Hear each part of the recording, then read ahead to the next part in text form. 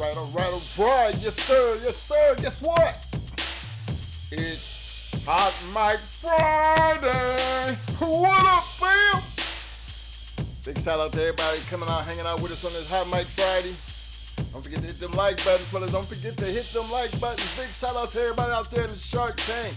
Big shout out to all my people on the back street. Don't forget to participate in that poll. Not a wrong or right answer. It's your opinion. You're right, Eli Monster. Tonight, everybody's entitled to their opinion. Look here. Want to give a big shout out to my man M1 in the house. Sorry about it, M1. I was on another call. I couldn't get to you, fam. Sorry about that, but I will get back at you, fam.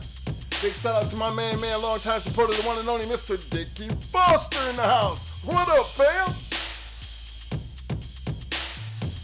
Big shout out to my main man, Mr. Cayman Sands in the hills. What up, fam? The one and only Mr. William Torres in the house. What up, fam? Yo, my man, Dreadlock. What up, fam?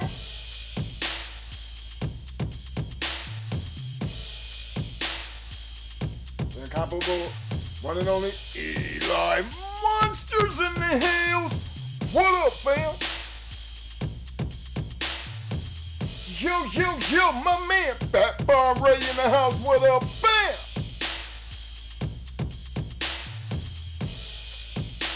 Yo. Talk of the city, Kennels in the house. What up, fam?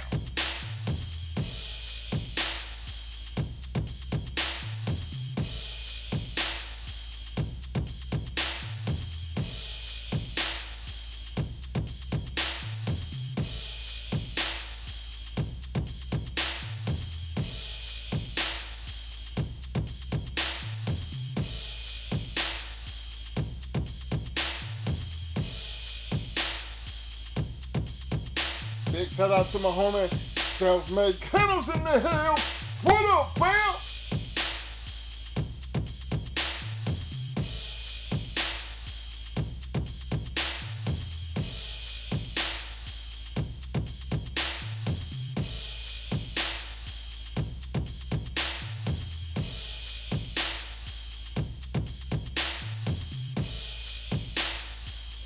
Shout out to my main man, Arrowhead Kennels in the house. What up, fam?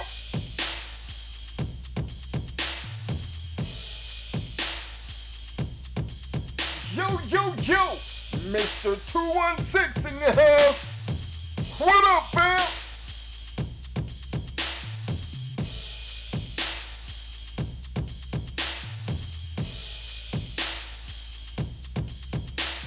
Big shout out to my man, 6143 in the house. What up, fam?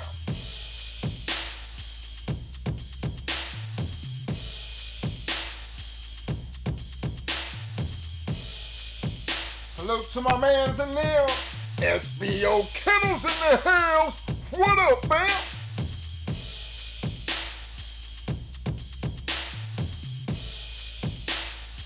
My man, GR.CH in the house. What up, fam?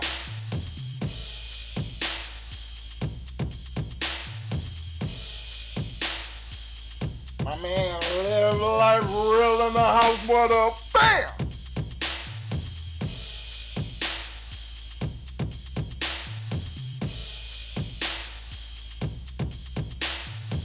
Big shout out to my man, Tony Montana in the house. What up, fam?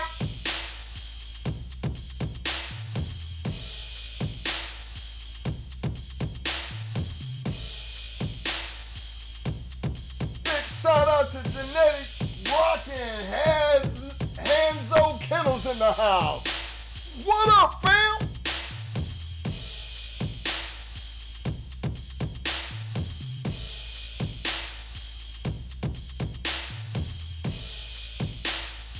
Big shout out to SAA10 in the house. What up, fam?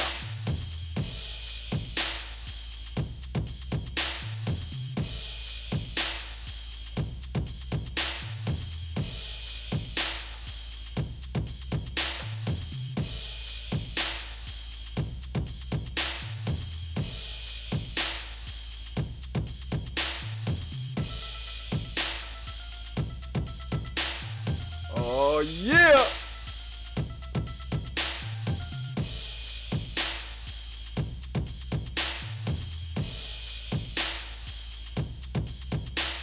Big shout out representing Arkansas, Louisiana, my man Mayhem Kennels in the hills. What up, fam?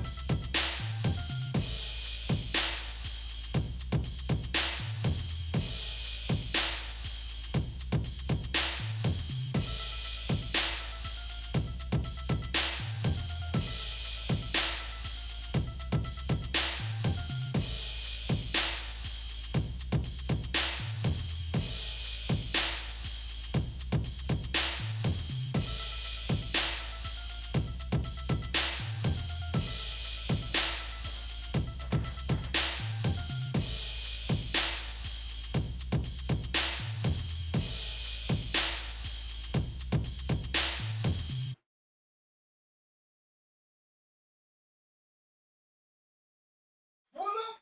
What up? What's up, everybody?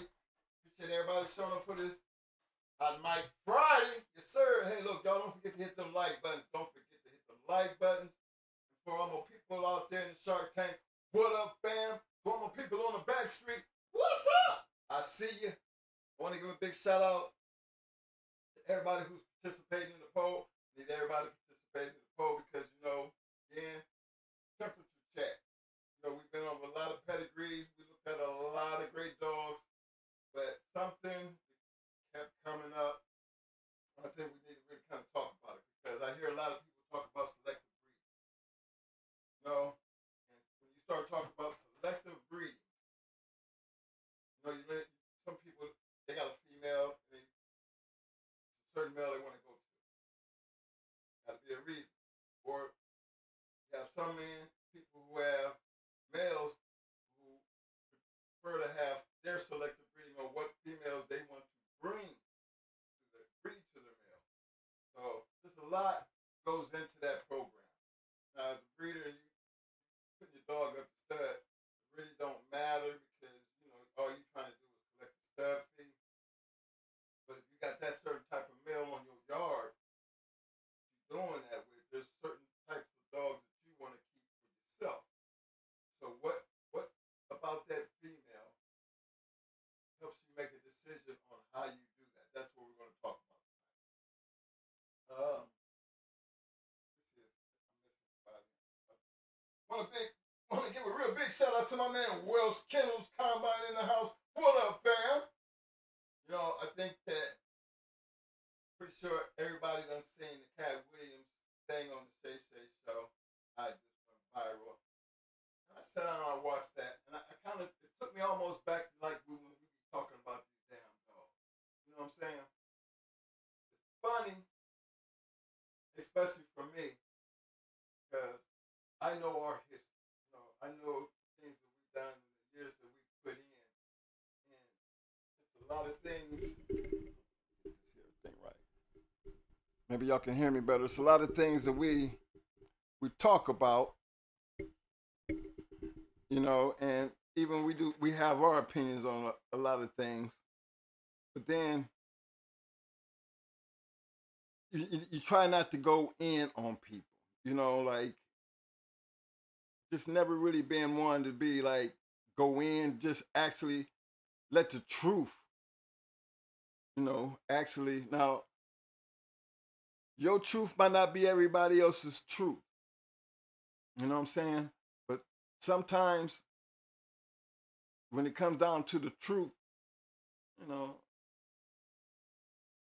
a lot of people stand on what they see and what they believe and how they feel about certain things. And I took the Cat Williams interview and I just looked at, you know, the things that we've been through, you know, just doing this show and how some people take it, some of the things you say, and how people come back and respond to some of the things you say. But one thing that I've always seen, and it showed so clearly in the Cat Williams situation, because a lot of things he said you couldn't you just couldn't call him a liar because it was just, you know how it's so much evidence out there that you might have your opinion on that evidence, but it is what it is. Just like these dogs and some of the things we've been through. Um, Sometimes it is what it is. Some people can knock it, talk shit about it, and might not like what they hear, but truth is truth is fact. Now, like my name, Michael Bayless. They call me different things, G Money, Twin One, but when it comes down to my real name, it's Michael Bayless. But that's fact. That's not up for anybody to argue about or anything else. And I look at truth like that. There's certain things that you just can't get around. And when we deal with these dogs and we deal with history, you know, things that we've seen and things that we have experienced, and people that that you can speak on for yourself. You can only speak that truth for yourself.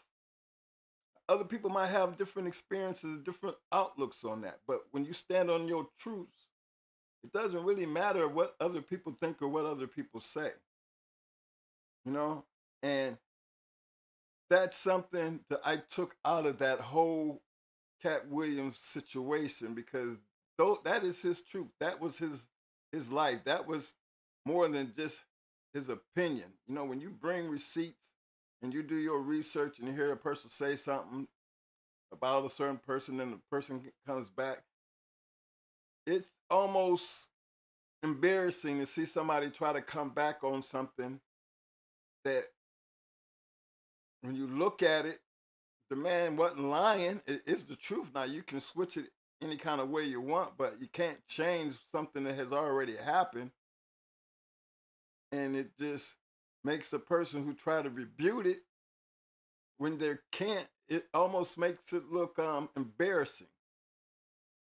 And I find that so much in the year plus that we've been doing this show that sometimes people can take the truth and sometimes that truth can hurt because it's like religion. Person is religious, they believe what they believe, but there's other people who believe a different type of way, and they will actually argue this person's belief like it's something wrong with them having the ability to believe what they really want to believe. Now, everybody's truth can always be debated. But as you sit back, and I say this because I say, as you sit back and look at the Cat Williams situation and look at some of the things he said, and then watch how people come back to try to rebuke what he says, it's almost like how I be feeling sometimes when we talk about our past and somebody gonna try to tell us about our past. Like, of all the dogs we've had and all the breedings we had and the dogs that got out there and did what they did, give a damn what somebody think or what somebody say. The fact is, you can't go back there and change a damn thing about what's back there. It is what it is. Controversy is, I guess, what drives this internet. What hurts in the controversy part is I got a chance to see it because that Cat Williams video with Shay Shay was very controversial to the people it was pertaining to. Some of the things that was said. Only because it was about an individual. So if that's what drove the views, okay, so I'm going to ride with that. But it was a difference in somebody having an opinion on something and somebody speaking truth to power. Because when you got speaking truth to power, it's hard to rebuke because you're gonna have to bring something just as solid as what he says. Like I heard somebody say something about Baby and her ROM. Well, she's the ROM. Didn't have nothing to really do with us because we didn't create all those ROMs. Other people did. Now, for those people who contributed to that process, the fact is, it is what it is. Now, does it make it controversial because you said it ain't? Well, that takes me back to the Cat Williams video. When you say it ain't, then you bring your receipts to prove it ain't. Because at that point, it's not controversial. Up to that point, that's just somebody talking out the side of their neck, you know what I'm saying? And just trying to get views. I don't think Cat Williams was sitting down there, and I don't think Shay was expecting the response that he got from that video. Like sometimes when we say certain things, we don't really expect the response that we get pertaining to something that was factual. You know, because Journey, most of the time we try to bring, when we say something, we try to stand on it with facts, not just because we say, because we just want to show you, hey, this is this right here. Now, people can say a lot of things, but when you're talking about a past, something in the past, you got to remember, there's nothing back there that you can go fix or change. You have to take what's there and look at it and try to find where the lie comes from. Because one thing I noticed about that damn video, man, he stood on there. He don't understand why people lie. That's the part that got me. Because I kind of contributed that to some of the things that I see around here. And I can't tell you, I feel the same exact way. Why Maurice Carver lie? Well, we can come up with all the assumptions of why he did what he did, or why people lie about the things that they do. But the fact is, in order to call it a lie, you got to have some proof to make it a lie. But when you make that proof, you have that proof to where it's a lie, and then you ask that question, well, why they lie? That's when I feel like, well, why don't you go ask the person who lied? You know, I'm not the one that can tell you why a person lied. But if there's a reason why, I sure would like to know. Because when I see rebuttals to some of this shit, this is where I be seeing the foolishness and maybe why we don't get that response, or why people come back and say why they lie or try to stand on what they saying.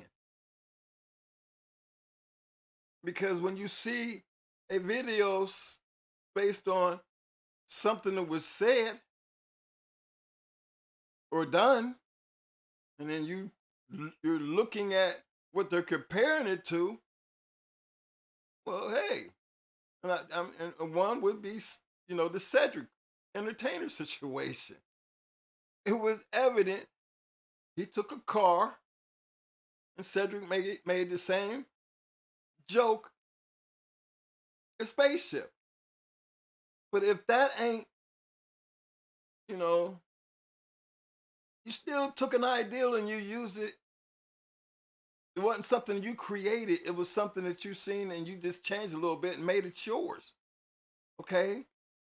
In this dog game, that's supposed to be okay. Because we do not hesitate at all to say we copy off people. Now, I don't take contents from other people's shows and do stuff like that, but I will take something and speak on something that I heard. and give my opinion, or we'll address it based on what we know. Because sometimes, you put something out there and you make it look all that, but the real true fact is that only works for people who don't know.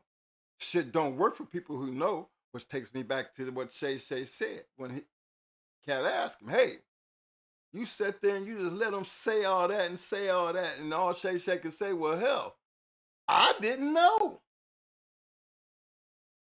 So I understood Shannon, when he was like he didn't know, because how you gonna ask somebody a certain question when you don't know to ask that question, because you're taking what they're saying to you at face value? Which always brings me back to what I see on these shows. You know, it's funny because I don't, dogs. We talk about bulldogs over here. This is something totally different, but it does have its controversy. But I seen something go viral, and if that's what going viral means, you know what I mean? That's a good look for me, because when you're dealing with these dogs, we see so much of that. When people say certain things and want you to believe certain things, it's not true, because they want you to take it at face value, don't have nothing to back it up. And then when you hit them with it, and then you're just letting it be known, like Cat was letting it be known, this is a lie, that is a lie. This was like this, and this was like that. Then you see somebody trying to come back and rebuke it. It's almost like I be feeling like that when I be seeing some of the things that we have went through in these last couple of years. Like, you ain't gonna go back there and change shit for that we have done in our damn past. It's impossible. You can't even really sit here and argue with me about anything that we have done in our damn past. But look foolish, because I'm gonna tell you that's exactly what the shit looked like with the whole time the drama that we've had. I've seen people look straight foolish. Straight foolish. Now, other thing that I loved about that man said he was a stand-up comedian. Everybody else, like Steve and all them, they ain't stand-up comedians. They're not like him. He even said that he got his comedy attributes by watching what he felt like were real stand-up comedians. That's a person saying, "Oh, I seen that, and that's what I wanted to be." And I studied them, and this is what it was. And in the end, what he became, it is what it is, and he stands on that. I feel the same damn way. Same way. We sat back and we learned and we studied people that we wanted to be like, wanted to do what they were doing.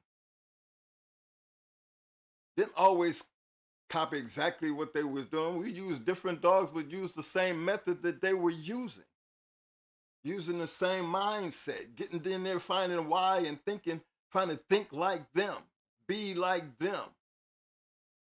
Because doing that, you were going to have the success of them.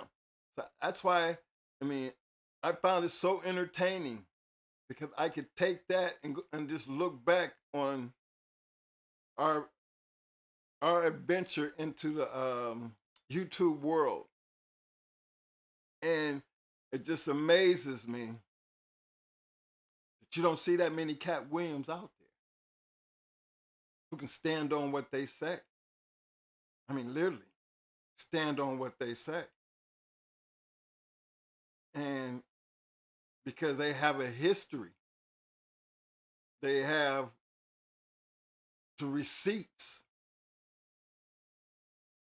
to produce what they standing on.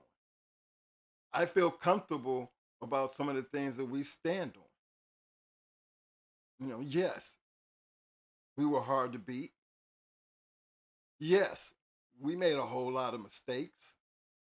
Yes, we went around and we hooked up with a lot of people and took a little bit from each and everybody. Yeah, we did that. Never stole nothing from nobody. Never.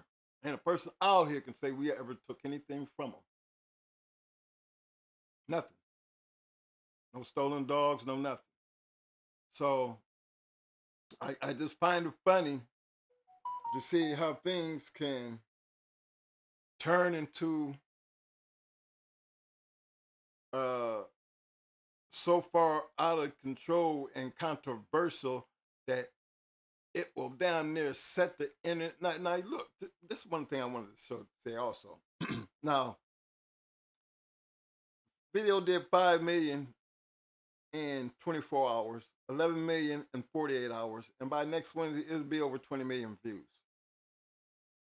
And I can't even remember how many comments, over millions and millions of views. And then how many people are getting paid off of even speaking on those videos.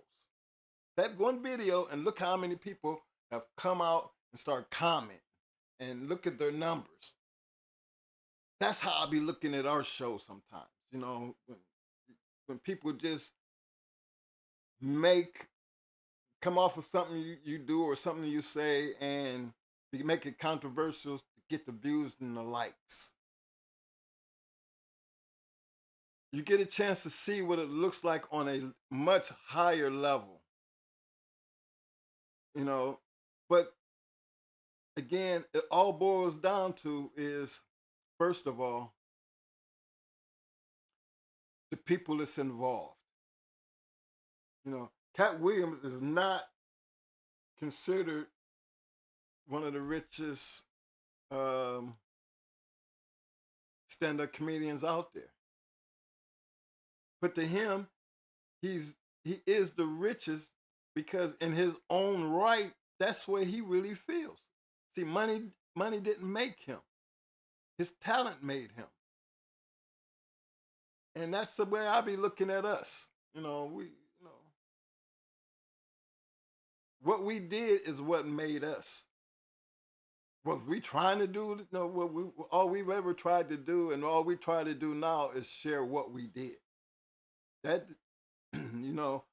we're allowed to put ourselves on our own pedestal. I'm not going to sit back and downplay anything that we done just because of what somebody else think.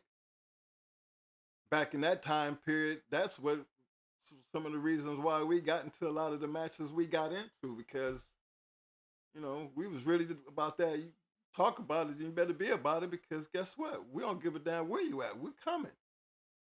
And you better be ready.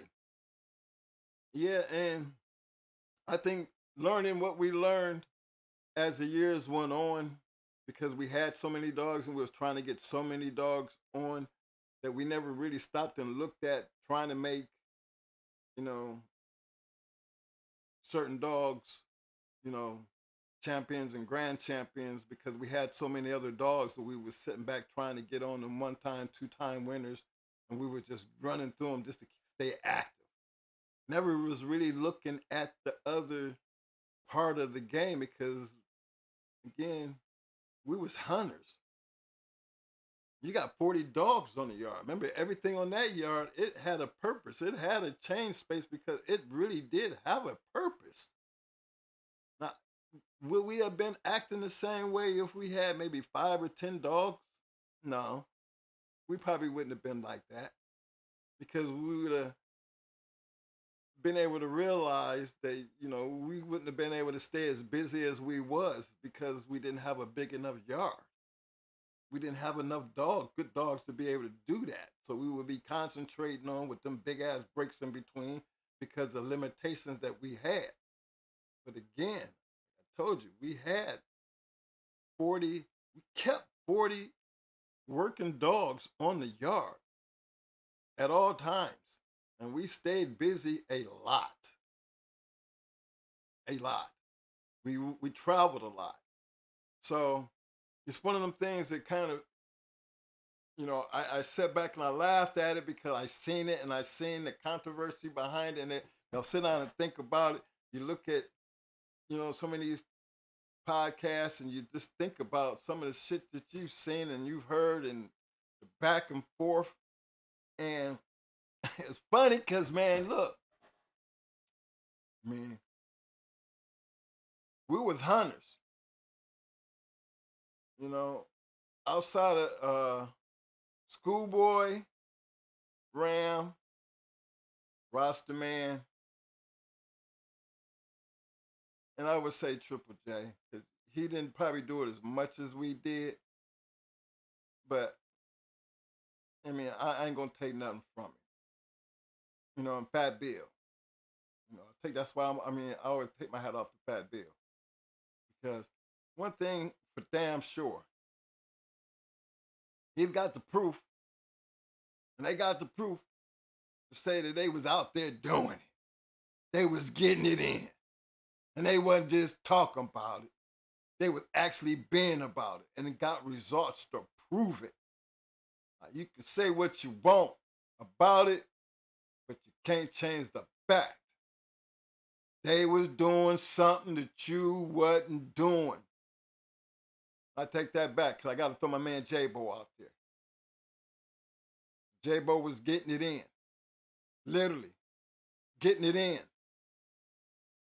You know, might not have been as much as we was getting it in, but he seen just as much. He didn't have the yard to get it in like we got it in. Not too many people had the yards to do what we was doing. But the fact is, you can't take away from what they was doing. So you can't, it's hard to get on them kind of people's levels when you ain't nowhere on that level.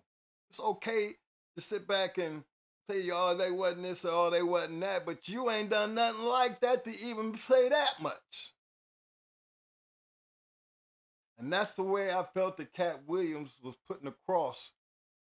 And it wasn't really in a brutal way. He was just being straight to him, straight real about it.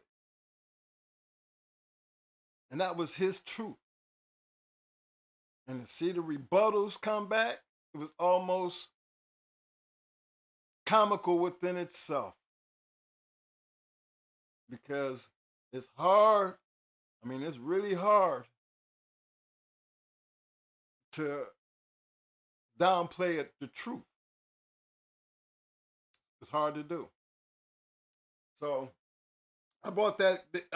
I liked it, that conversation, and it was kind of gave me a little bit of an insight, which helps us lead up to the conversation we're gonna have tonight about these, this breeding situation, because again, a lot of people can have a whole lot of things to say about how we bred or how other people bred, but here's the thing: before you start talking about anybody and saying anything about anybody and what they did and how they do it,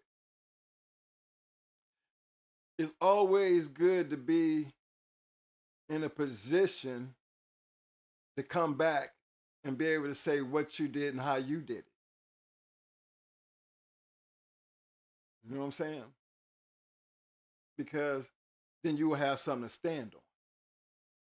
It's hard to have something to stand on when you're not doing nowhere close to what they done. And that is something I realized about, standing in my own lane and giving props where props was due. Never ever said we was better than Fat Bill. Never ever said that we was better than Stone City. Never ever said that we was better than Hardcore or Mau Mau. No, what you always hear us say to y'all, we was nowhere close to their level. Eminem. Never close to their level, because you can understand why if you knew who these people were. There's no way you can say anything, because they got history. Great dogs and history. And with me knowing that and learning from them type of people, and we are nowhere close to them, Tony Rogers, the list goes on and on and on. But this, remember now, that's what we was running with. So if you're trying to get like them and be like them, you got to do what they is doing. Now, we made a pretty good run in this Bulldog game doing what they was doing and got proof. Anything other than that, it's like he was talking about my man Steve Harvey, stay in your lane, because you know, you ain't no stand-up comedian. That made sense. It really did. It's a fact. It's a fact that you are opening that your show. Like, I think the best should be last, because when we used to do shows, right? I'm gonna tell y'all something. We used to do concerts, big places, and I used to bring in some of the best artists out there. And I remember one time we had bought Too Short, and I had Too Short and Spice One. Short he was a headline act. Too Short was our headline act. But my man EMC, he was our act, but because he wasn't the big headline, we put him and then Short. And we did 2 shows like that, and Short came to me and he was like, man, we're gonna have to I'm gonna have to redo my show. Because generally when we did a tour, we got, back then it was famous artists, and we used to get the artists and we would lock them in for 90 days, 60 days, or we had Spice for 6 months. So they was locked in on our tour dates. So the show part was cool until people didn't want to go after our boy EMC, EMAC. They was like, man, and I was moving them around. The Short was like, Short was headline the show, then I would have Spice One's headline the show, then I would have MC Breed headlining the show. I would always move them around, but my boy was always before the last act, the headliner. And on a couple of them occasions, they didn't want to go after my man, EMC. Man, I got to redo the show, man. Are you going, because, by the time my boy used to, and I remember this is our show, so we trying to get my man on. So we trying to get what these guys already got. This is why I'm running and create my own shows. I'm trying to get what they got. So I'm using them as my my starting block to boost me up there. And it worked. It definitely worked because, I had a couple people signed. EMAC was signed to Jive Records. So it was just one of them things that we was using to boost the situation up, but his show was so devastating that they felt, bad because they didn't want to try to follow up after the show we used to put on. And I kind of felt like I know what they be talking about when it comes to shit like that, because I had to deal with a couple times situations like that. Having to move people around because they felt uncomfortable because I can't. Y'all got a full-fledged production here. I'm just coming in trying to collect the change. You better tighten up. You need to tighten up. That's all. We don't tell you how to bring your show. All we trying to do is, all I felt like we was trying to do is control our destiny. Right now, y'all work for me. I don't tell y'all what kind of show to put together. That's on y'all to do. That's what y'all do. Y'all bring y'all production and y'all do it. So I understood what that felt like and what it looked like. You know what I'm saying? And I felt, I've been in a couple, when you be in them type of situations, never had to run in that when it was the dog situation. Because, again, when we went into the Legion of Doom, big ass show. and how nervous we was because we was the last. We the last. This is supposed to be this the big one right here. This the big show. We the last show of the night.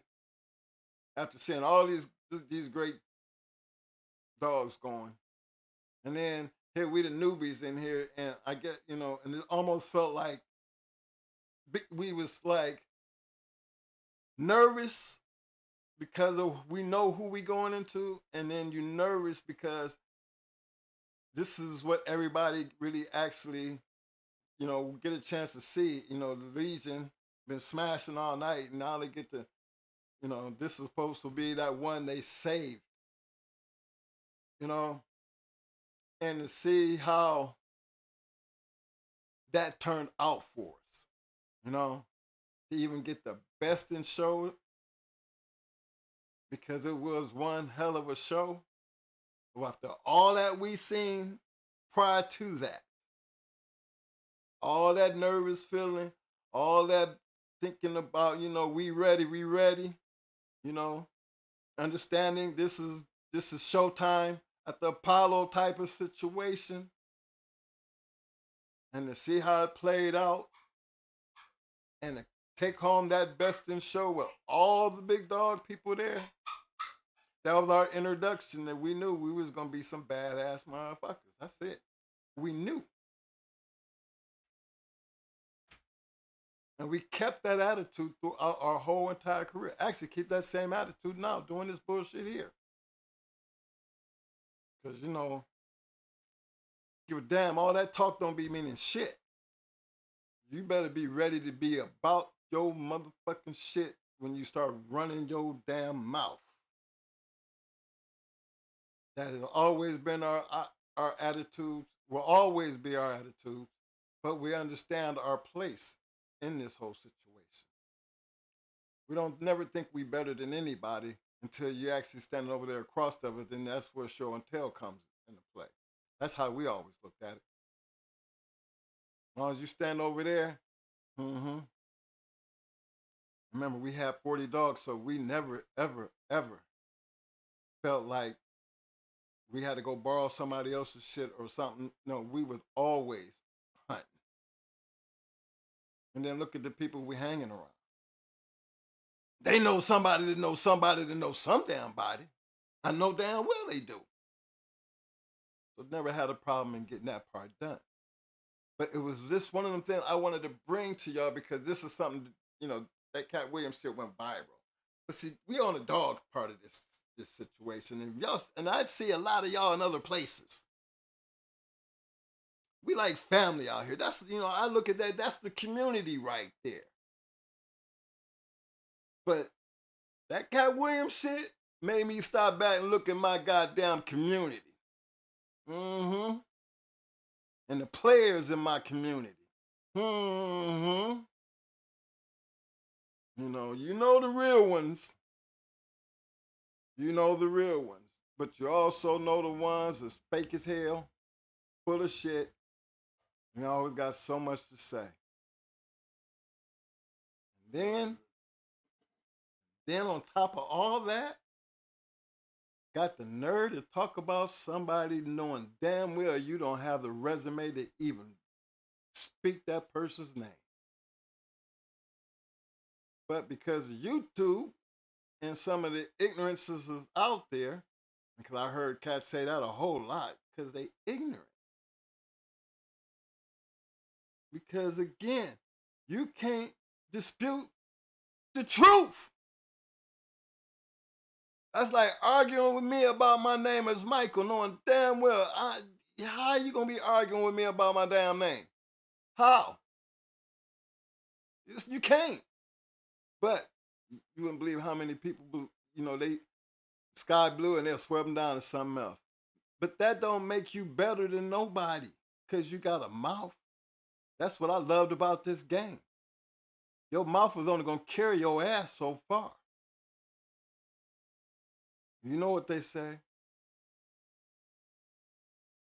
Your mouth will get you writing a check that your ass can't cash. And believe me, I ran around some of the biggest mouths in the goddamn game. Even taught me how to run my damn mouth. You know, I will run my damn mouth quick and be loud and and just as foolish as I possibly could be and be ready to get out. Cause that's just how bulldogging works. But I stand on everything we say. And that we might get up some mistakes we made, we ain't always gonna be man enough to come back and fix it. But I thought I was gonna have that conversation because it's something that's pretty much everybody out there done seen already, and you done seen everything that comes behind that. And then this is a podcast. I'm just sitting back laughing because again, I see so much wrong in what we do here. Because it ain't really enough real here to even understand what's going on. But I know that my backstreet, the ones that I don't see out there, you know, I might have 89 in the chat, but I got 600 eyes out there. And they might be all over the world. It's them people right there that I hold in high regards. The reason I can say that, because they don't hesitate to let me fucking know. Twin, what's up? That's Twin. Hold on, hey, yo, Twin. You know what I'm saying? That's why I hold the backstreets in such high regard. They might not know me personally, but they know me when they see me. And know me real quick without having to say a damn word. Yo, that's Twin. What Twin? Going Hard podcast. Yeah. So I understand what that kind of shit feel like. I understand that what we try to do with a purpose. It's not something that we just trying to do to make some damn money. We actually trying to do something with a purpose to bring everybody together. But it's also, it'd be so much easier if everybody just stayed in their lane, in the lane that they in, and try to enjoy and try to learn from what's actually being given to you free. You know, because one thing we we got our super chats and the super stickers and we got the cash apps and we got the like buttons and we got the subscribe buttons. When you got all that out there, people, that's out there for people to use that appreciate what you're doing. And believe it or not, there are people who actually do that. You know, that's why I speak so highly of Mr. Dickie Foster. Sometimes I feel guilty because I ain't got his shit out to him yet. But and same with D Morris. But again, they are so special. We're not trying to do what we're trying to do is not. We're trying to give them something new. And I wish once I get this new thing situated, they're gonna appreciate what they get. But in the same token, when we introduce it to everybody else, I don't want to be doing merchandising just because with this going hard shit all over the damn place. I want to do merchandising where any and everybody outside the community can wear it and enjoy it. Maybe that, because I'm not trying to bring everybody into what we do over here. So the store is going to be, changes are going to be made to open, a wide variety with some of our training gear and some other training material and just other things. But for those guys right there, those people are special to us. And so it's just not about just giving them anything. I want them to feel special when they get their shit. You know? And that's how I be wanting all our viewers and all the sharks to feel. Because again, when I branded the Shark Tank, I told you I was going to brand it. And guess what? I never got off of that. The S2W is going to always be there as the merchandise. The Shark Tank will always be somewhere on anything that we put out there, whether it's on a soda or anything, because it's part of who S2W is. And I represent that Shark Tank a whole lot more than I represent that GHK. And that's for damn sure. So I want people to feel a certain type of way of being part of that Shark Tank. You know what I mean? Just being wanting to be a part of something that's doing something positive. Because we talk our history. And that's all we doing over here is history. If you got a history and a love for these bulldogs, it ain't nothing wrong with enjoying what we do here. So y'all, before I turn this over to Mo, look here, I need y'all to go ahead and get them votes in. I need y'all to tighten up on them votes, get them likes up. And again, thank you for showing up for this talk shit. Hot Mic Friday. We wrote. Let's do this, Mo.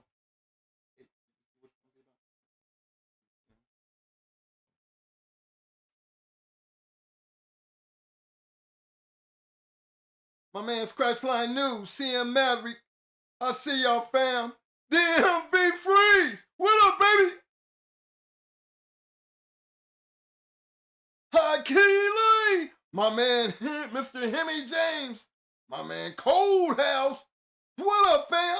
What's up, all y'all? I see all my old faces in there. I see my boys coming through. Must be a good thing when I start seeing some of the old faces pop up. My man Penny Stacker, what up, fam? Oh man, what up, fam? ODG Bulldogs, what up, fam? Double M Despo, what up, fam? I'm just running a quick run through before I get off of here because I love y'all, man. Y'all keep doing what y'all doing. Don't forget to hit them like buttons. Don't forget to participate in the poll. I got to fill Mo in on some shit right quick. Hold on.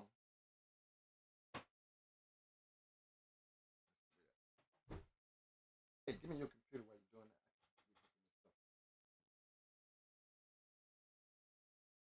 that. Hey, man, look. But y'all know what I'm saying about that Cat Winfield. If you have not seen, and I'm here to share if you're anything about Facebook, not Facebook, but podcasts and things that go viral, it's it's one of them things where, and I say it because we got a little podcast thing, you know what I mean? Never really thought that it would be as big as it is even now, you know. And we still small because look, we ain't even got nowhere near 3 and 4 and 5 and 600. Man, I don't know if we could ever be around that long to have that many damn videos out there. I'm trying to get into, getting deep into the doing shorts and doing other things, but that's a job in itself, and to reap the rewards of doing the way it's supposed to be done, gentlemen, let me tell y'all, it really does take time. Maybe in my younger days, I would take the time to do a lot more. But see, I'm up in that age now, I really don't come into my office because this is my studio. Due to my condition, you think I want to hang around in my studio and not pick up my horn? You know what I mean? Or go be over there trying to make some music. How can I make music when my head ain't in it? You know? Remember, it's just been a little less than a year since my little situation. So trust me when I tell you, life can give you a terrible hand, especially when it's something that you're not expecting to deal with. But guess what? Don't have no control of how and when I gotta start waking up every damn morning. Because every damn morning I wake up, I got another day to live. And that has been my new outlook on life, considering when a motherfucker tell you you can't do this and you can't be around that. You got to be careful of this and got to be careful of that. And got to do this and do this. And all that unnecessary bullshit, it does change your life, change your whole outlook, change your way of thinking. But that's how much I love this show. Because where I'll take time to make sure this part happens, there's other things in my life that I just don't really care anymore. So that makes this what we do here special. And when it becomes that special, that means we're doing it for a purpose. And I hope you guys are getting what you need out of it. And if not anything, the entertainment of just hearing things that might help you one day. And to know it's going to be out there, as long as YouTube exists, or somebody who knows how long it's going to be out there. But it just know that we was a part of that movement, to help move things forward for the new guys or for the old guys, the guys that we won't let die. You know what I mean? Like my mom, Miles, all my guys, the Eminems, Stones. I mean, just everybody that we talk about and trying to get more to come off that back street and come on, show us the love because we know you back there. It's okay. You ain't doing that no more. Share some love because those are the ones that we don't want y'all. You might not have ever heard of them, but are some legends that need to be talked about. They can tell you things and it's not repetitive. Everybody has their own way of how they did things and their success. But they also have their receipts and stand on what they done and don't have no reason to feel like anybody can come back and talk shit about them when unless you was over there in that other corner, you can't really say nothing because that bulldog game used to be something that happened almost every week, every weekend, all times at many different places. So times have changed, and we're just trying to keep it fresh to enjoy something that was good before it went bad. That's all. Right. That just you seen what you was good to work with.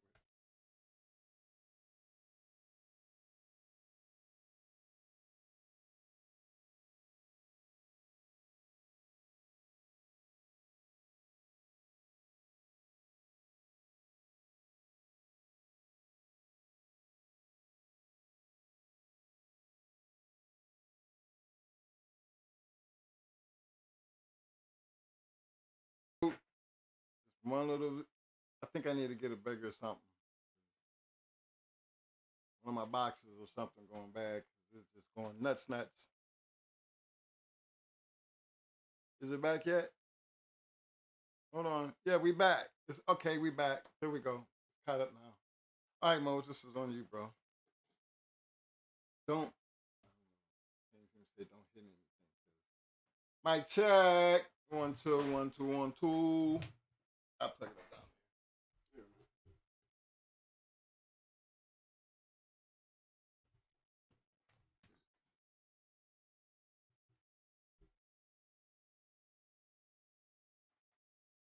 Hey, what's up, y'all?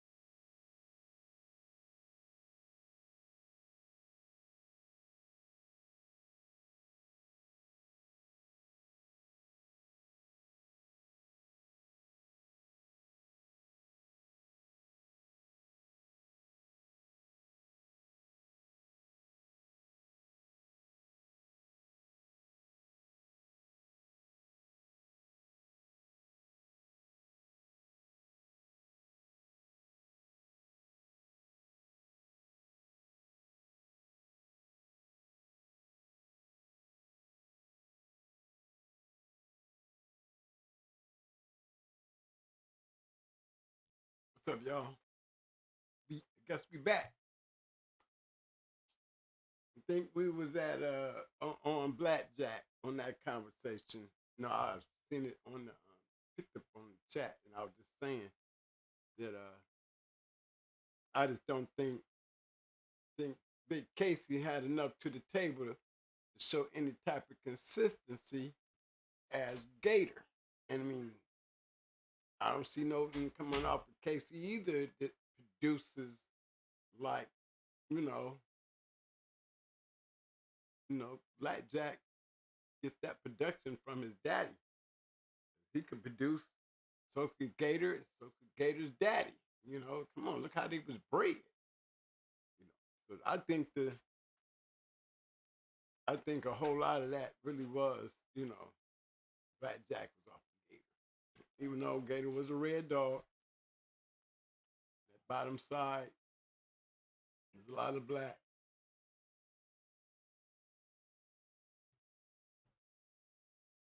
And I'm gonna always give that those props because that's my boy James Pope up in there. I know he know. That's why we gonna have to lump you like we did. And those puppies, redback Gator. You know, I make jokes about, you know, the way James matches dogs. But he was the old school and we was the new school. You know, especially in the people we was playing with. We had a lot of great dogs coming by that run, y'all. We had a lot of great dogs come up out that run. A lot of wins. You know, we used to call that it was a combine, probably one of the biggest combines I would call in the history of the game, because there was a lot of great dogs going down back then. And the game was plentiful because you had competition.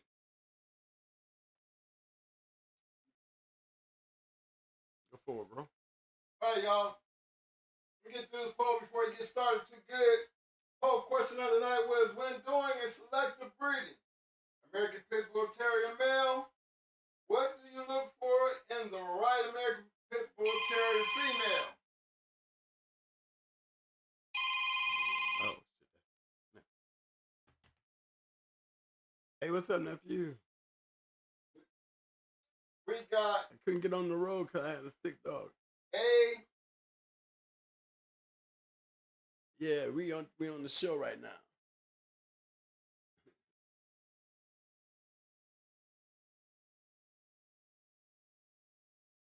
You know it. Hey, y'all, this is my nephew from New Orleans holding it down. What up, nephew? Okay. Oh, oh. All right, fellas, we got 109 votes. Hey. Okay, I'll call you when I get off the show. All right, nephew. One. Okay, let me go back over this again. When doing a selective breeding, American Pit Bull Terrier male, what do you look for in the right American Pit Bull female? A, bloodline, 5%. B, her competition background, 20%. Her genetic traits, 60%. Her past breeding success, 15%. That's the voting for that situation. Don't forget to keep taking them votes. We'll tally it up when it's all said and done. Appreciate everybody who voted.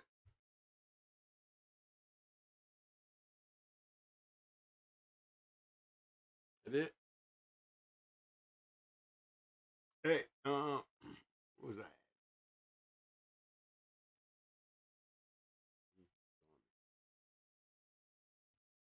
Yeah. Hey, I was trying to go to New Orleans. I was gonna go down there for a little ride, take a little vacay for the new year.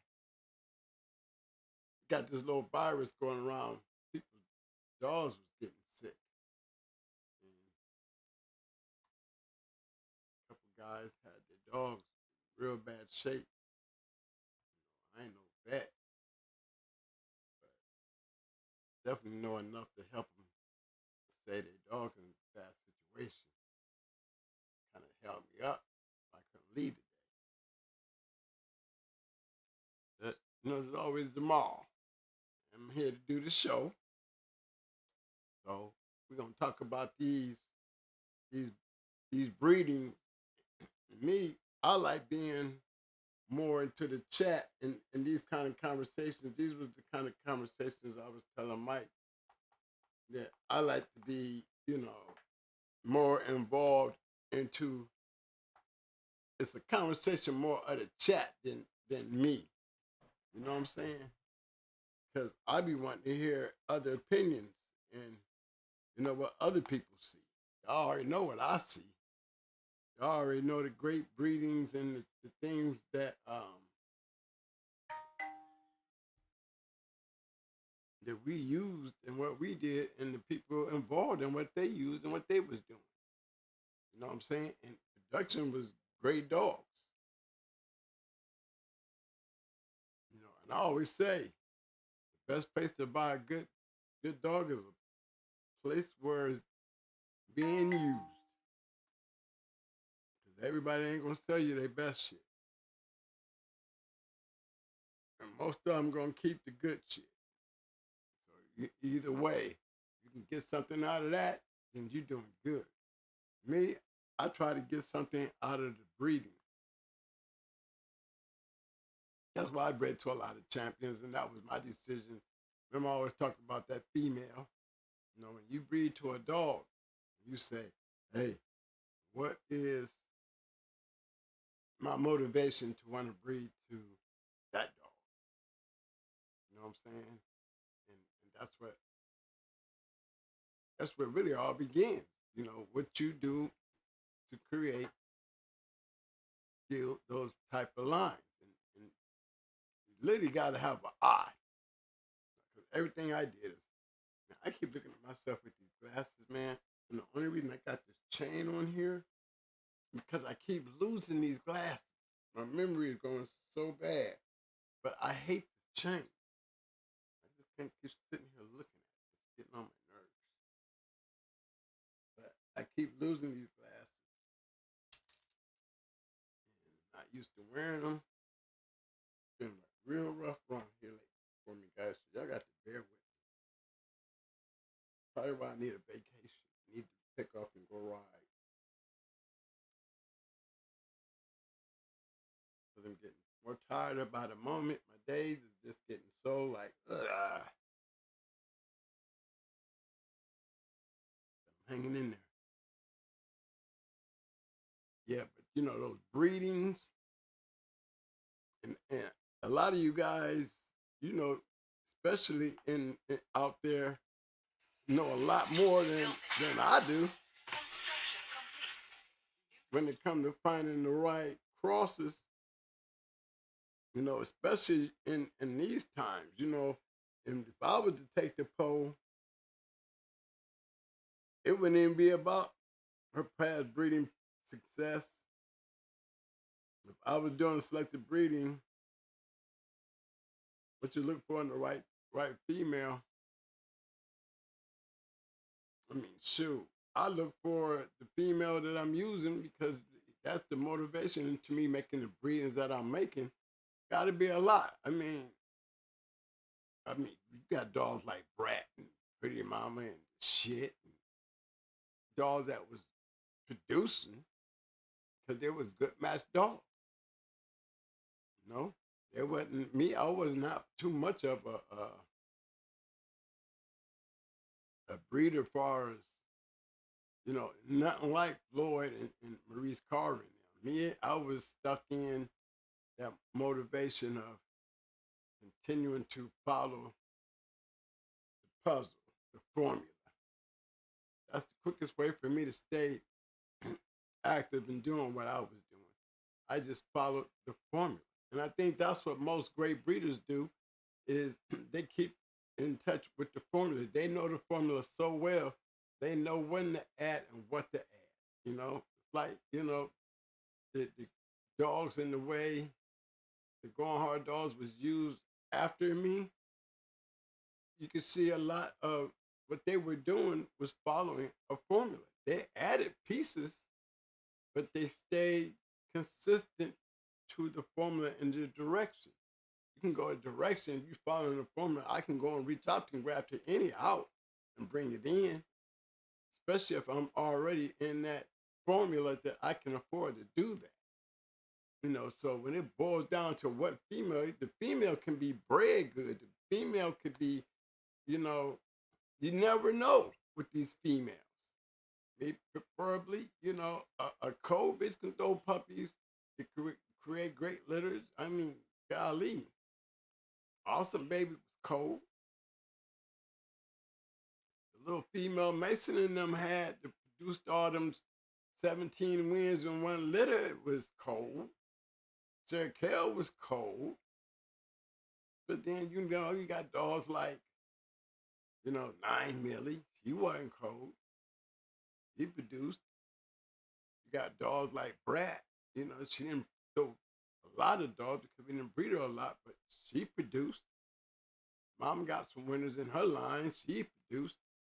And it was all based on particular type of formulas that really made the difference. Sassy Girl produced Baby.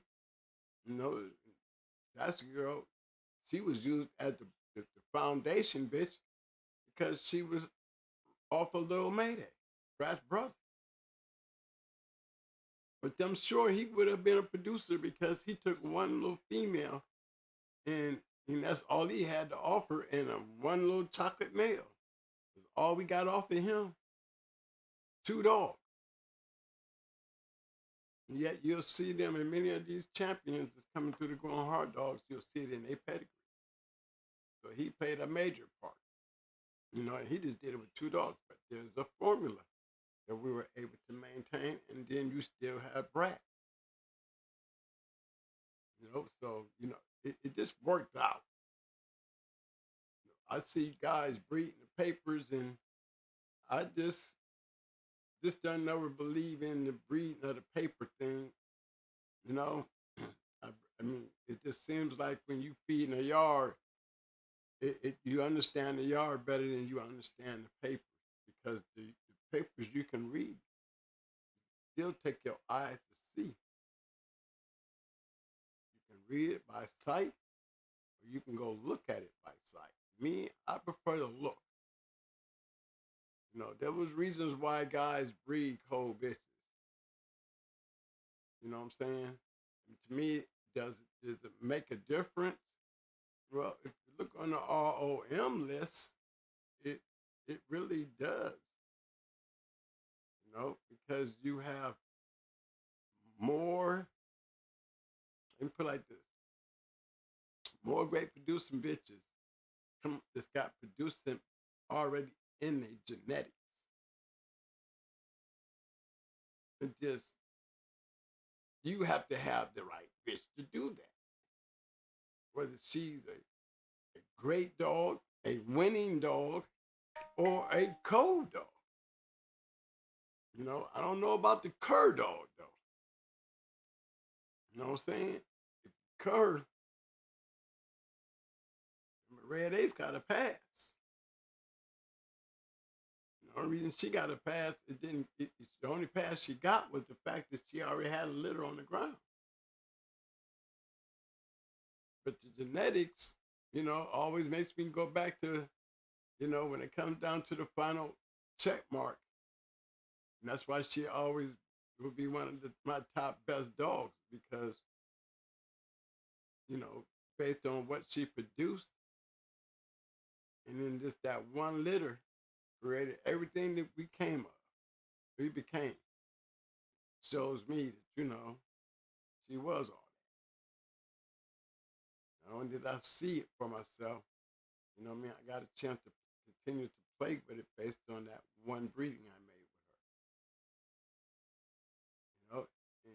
And made a good foundation out of it, because what did we get out of it? can get but 2 dogs, Little Mayday and Brat. They actually made it.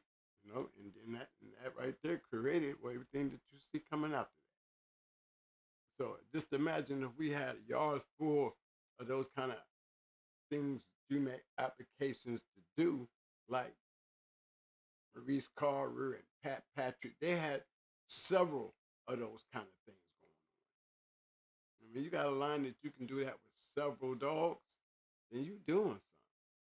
We were able to get it done, in our generations by the time we got down to not even made to. Just Baby and puppies coming off of Brat and Sassy Girl and Pretty Mama and Powder. These were dogs that we were breeding that was definitely feeding us good dogs. And it's selective breeding. I think every breeding that I made was selective. I had to have a motivation most of the time to breed to a champion, just on the fact of what the dogs were. I paid for my stud fees to get it done. What was my motivation to doing these particular dogs? Because I was continuing to follow a formula. And just taking the right dogs in the right selection. Now, if I'm sitting on the stud, if I'm studding my dog out, when you say selective breeding, you're doing it with a particular stud dog, then to me, you hurting yourself. Because as a stud dog, I would want as many offspring as possible coming off the male because he don't have litters. Females have litters. He does a service. You know what I'm saying? And his service create litters. Unless you have a deal where, you splitting litters with a stud, then most of the time the stud is getting paid a stud fee and he delivers and we handle the litter ourselves. So selective breeding with a great dog, I don't think it's a smart idea. I mean, I think when you have a great dog that has the right formula, the right things, he should be open and not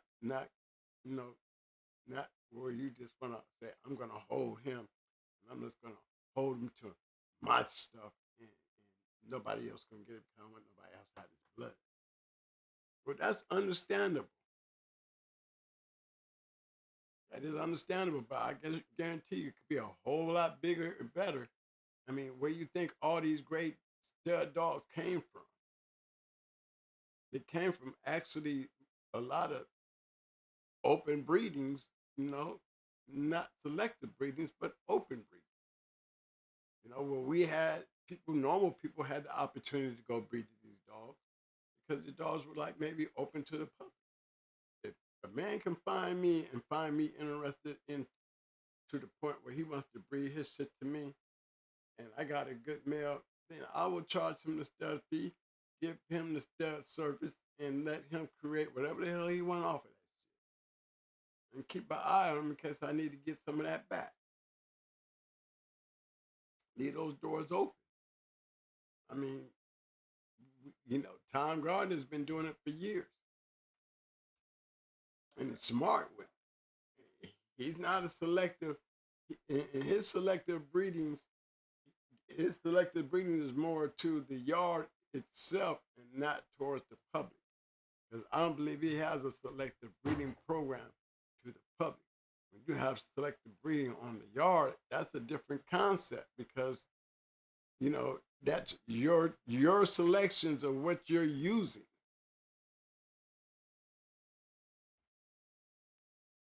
You don't. You have particular dogs that you want to breed.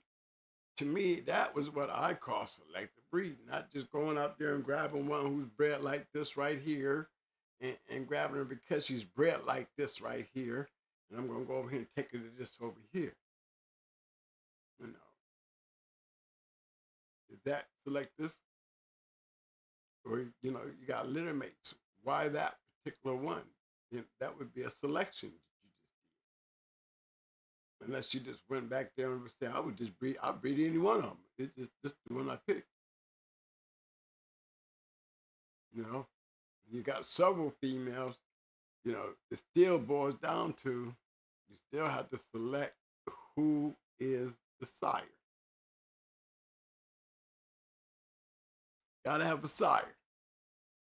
Whether it's on the yard or off the yard. I think when people go into selective breedings, you know, they're picking papers in dogs, you know.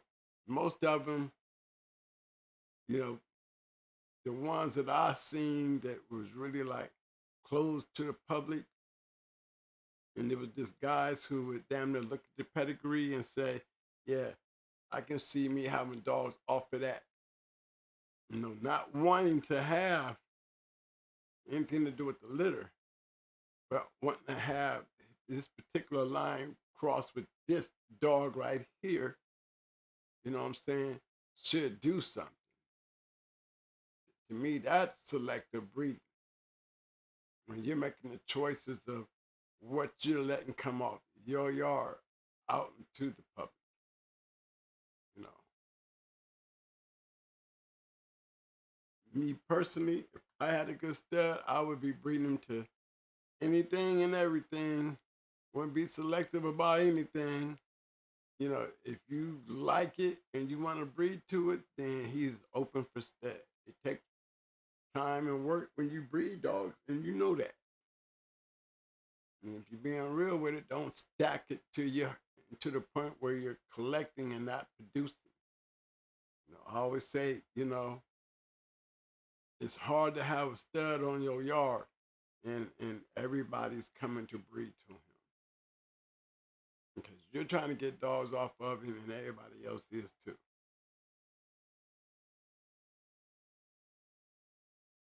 Now, I want to know. Let me see where we at. Just this thing here.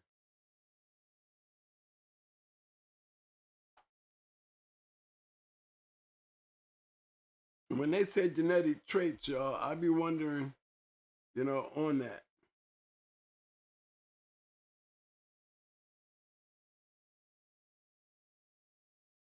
Okay, where am I? I'm down here looking at these. Some of y'all chat.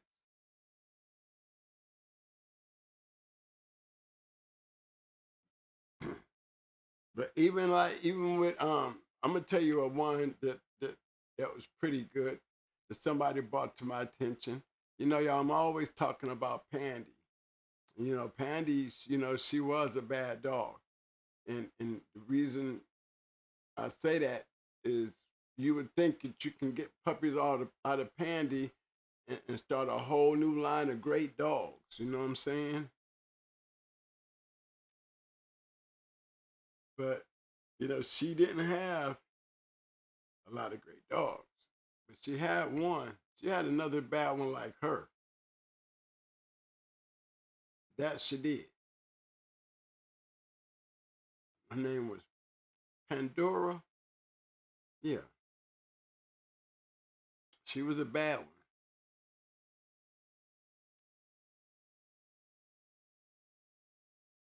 See if we can pull her up.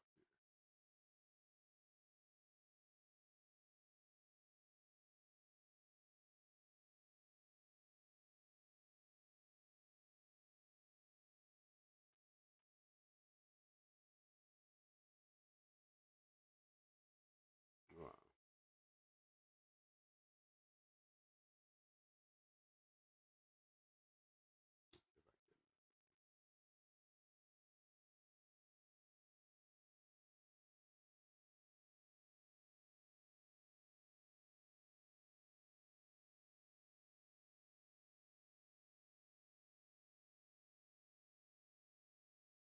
Hold on, y'all. I'm trying to pull this up here.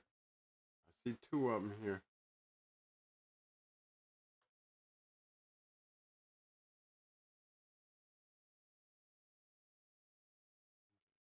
Here we go, y'all. Now, this is an upside down picture of Pandora, of Pandy's daughter. Same dude that produced Pandy.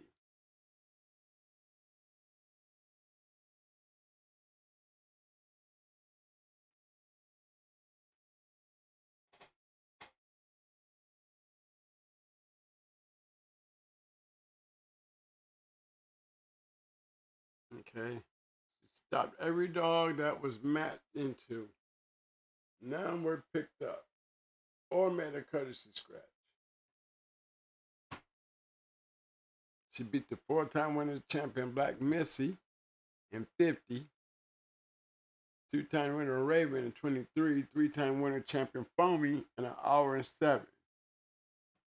She was dodged by 2 champions that were in her weight class and paid 2 forfeits by a 2-time winner and a 1-time winner.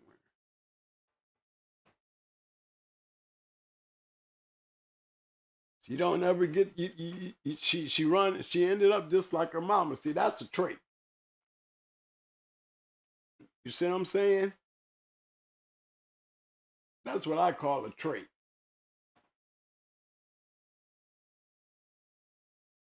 You know, a special trait.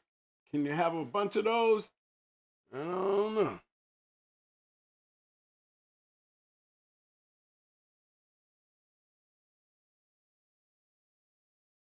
But you can look at the breeding and you can seriously really see what was done.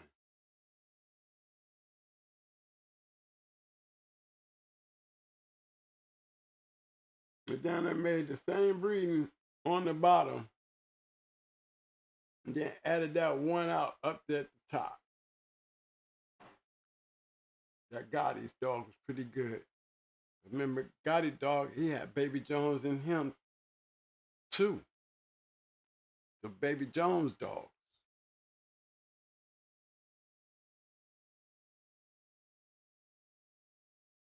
Look at those dogs right there. You know, that's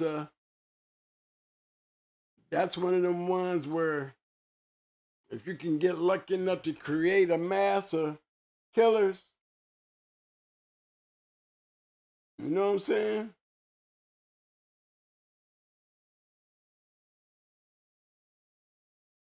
Brady Hasbro say, uh, those wasn't no, you know, they wasn't Pandy because Pandy was dismissing them quick. But one thing about Pandora fought better dogs than Pandy did. You want to keep it real about it because she didn't go into a bunch of champions. Even though they may try, but Pandy, she didn't get that opportunity to run through some real good champions. You know, Pandora, you know, that champion Foamy, you know, it lasted an hour and 7. But do you know what I mean? You still get stopped in an hour and 7. Okay, for a champion to get stopped in an hour and 7 is still just as bad as a champion getting stopped in 30. You have to be on a real good dog for a champion to lose, especially if it's a good dog and matched up into a great dog like Pandora anyway. You know what I'm saying? Got to remember that. If they thought that they can go in there and beat her, what would be the sole purpose of going in if they didn't think they could whoop her, right?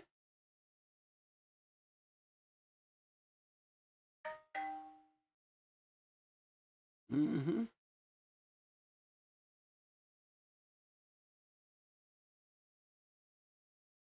But they were some good dogs. You know, I mean, you know, I wouldn't. I mean, imagine if we could continue making those kind of moves, but you see how they were bred.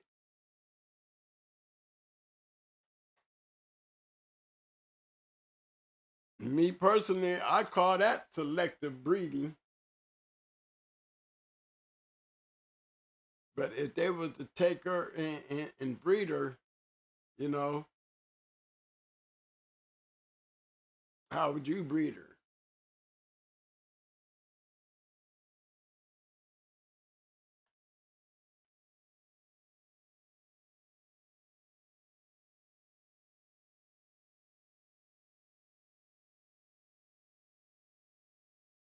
The pups I wish I could have saved. It's a nice one. Let's see what you was trying to do.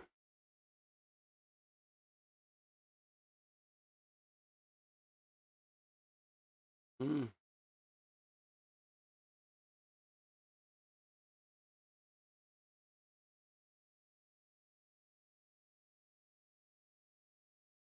Yeah, that would have been an interesting one.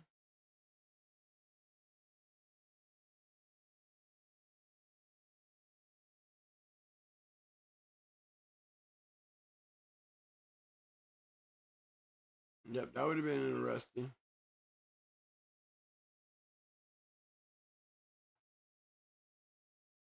What y'all think?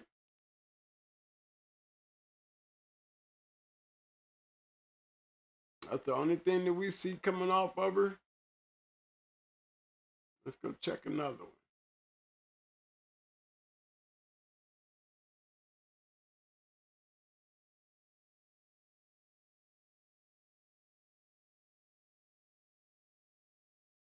So that's where that party stopped at.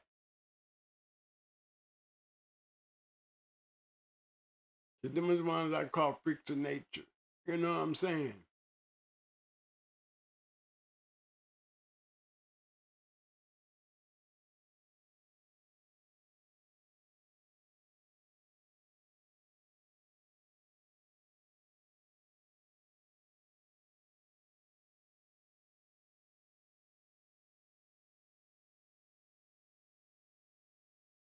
I mean, she did have her share of puppies, y'all.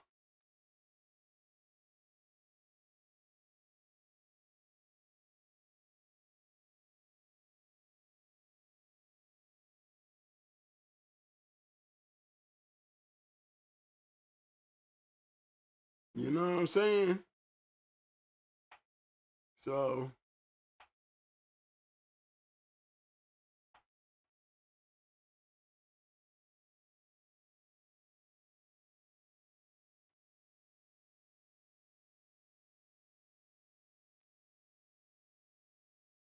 and it was so bad she didn't come out on the scratch and never had the scratch. That's true.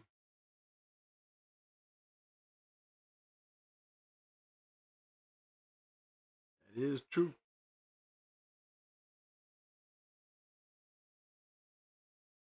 All right, Eli, I see you, Jimmy, jump out there to spend that nighty time. I feel you, bro.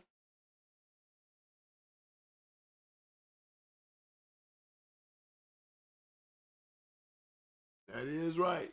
She was a Pandy was something special. I get you. I bet you. I mean, Pandora was something special.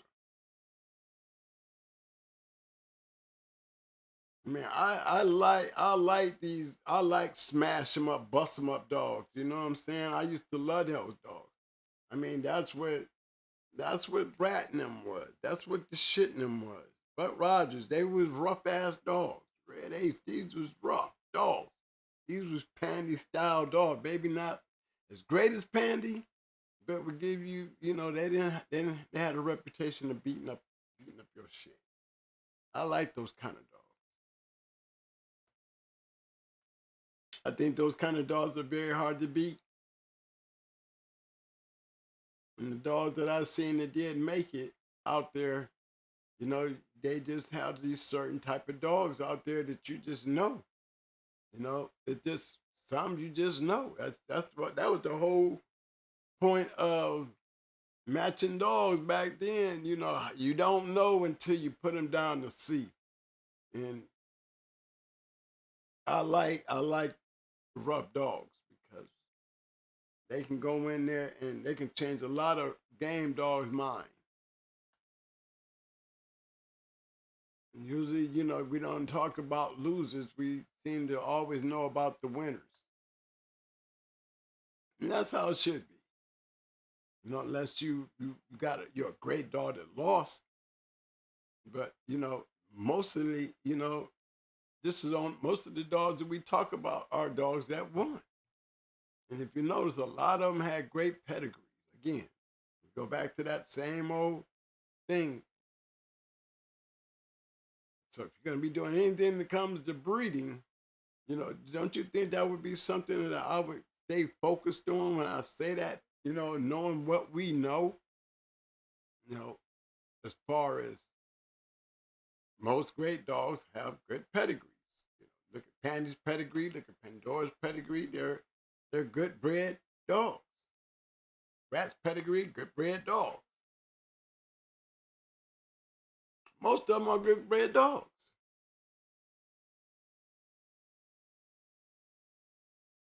This Baby Jones stuff, I know several great dogs coming off by way of this shit right here.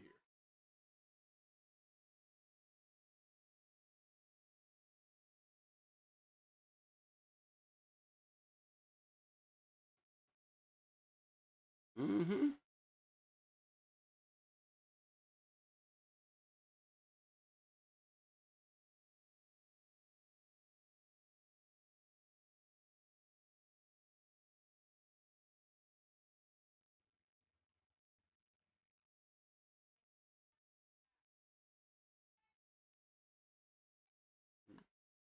A lot of up there in up north where a lot of this stuff was.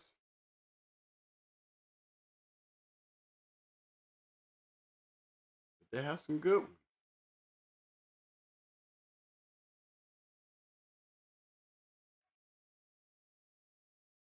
If you notice the breedings, again, you always notice the ones that work. Another one right here, Pepper, up north.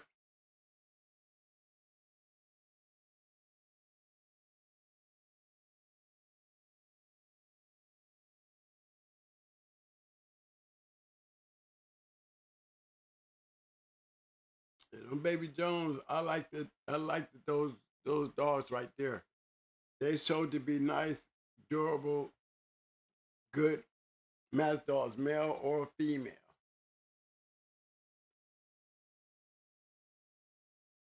I mean, he do some damn good dogs. He To me, he's a sleeper.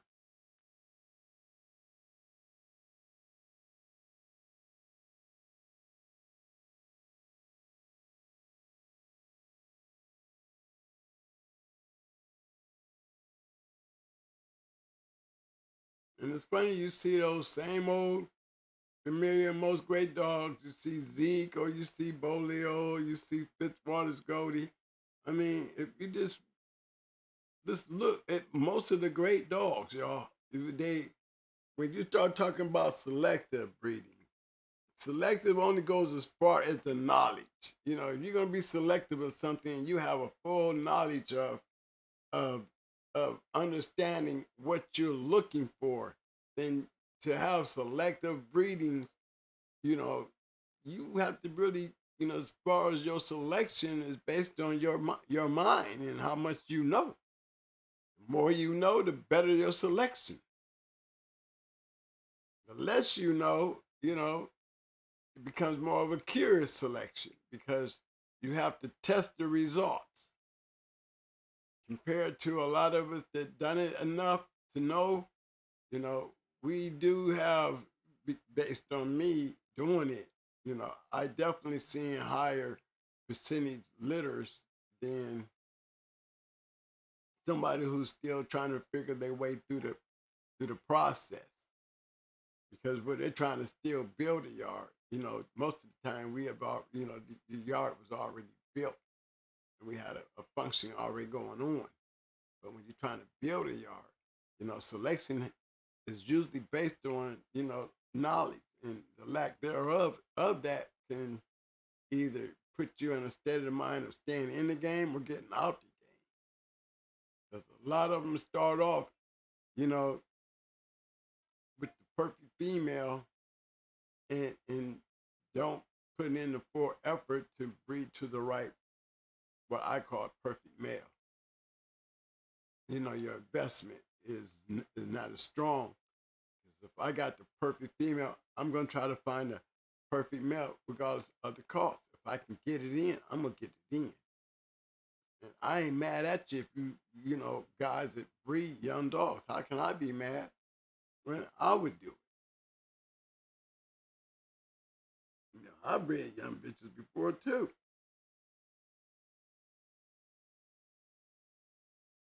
Hey, thanks, Jermaine. And who was that? Says that Chino produced some pretty game dogs. Yeah, Champion Chino did produce some pretty good dogs. I mean, them dogs all around, and I mean, and you got to add Kunta in there too. You know, Kunta, he's one of them too. You know, those dogs was um, some good Lions dogs. That I can definitely tell y'all that. Yep, Champion Chino, he was another good one.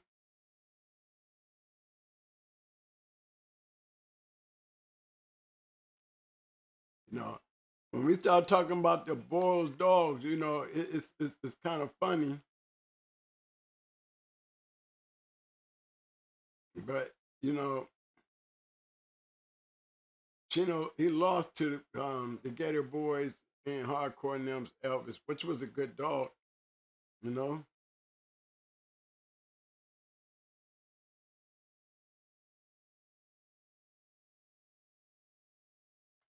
But you see the way they're bred. It's like I mean, we know these kind of breedings when what they produce.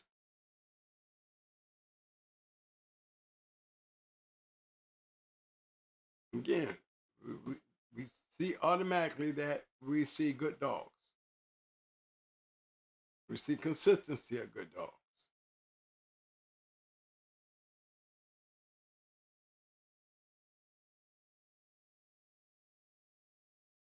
Yeah,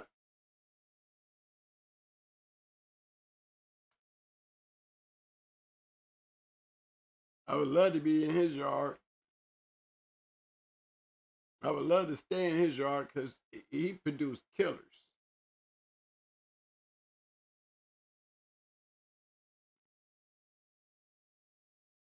He was producing them killers, y'all.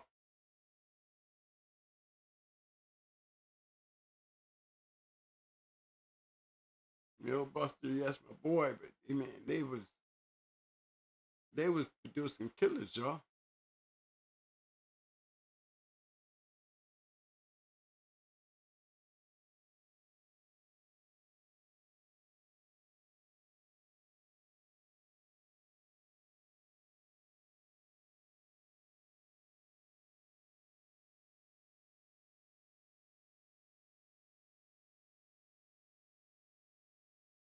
Comrade, let me see how Comrade was bred, y'all.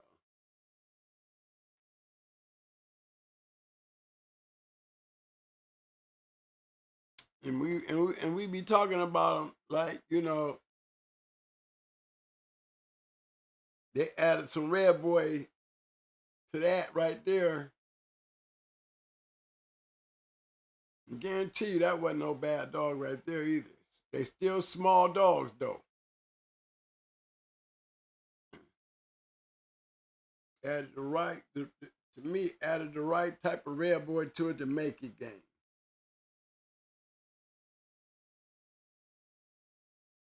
Pat Farm Ray, I think I did show it on there where he lost. He lost to that Elvis dog. The Gator Boys and Hardcore Kennels had him. Elvis, he lost in an hour and 44.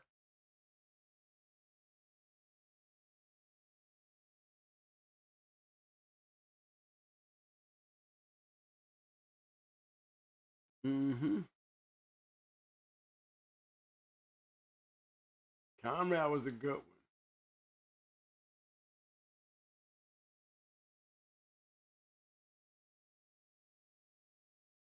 Another good one.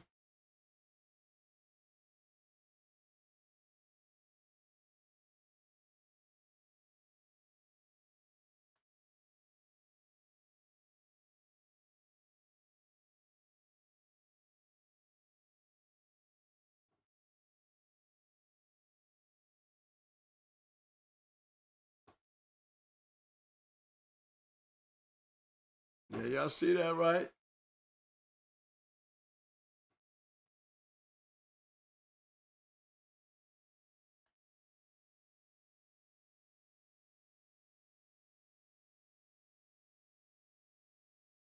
Another rough little balls, bitch.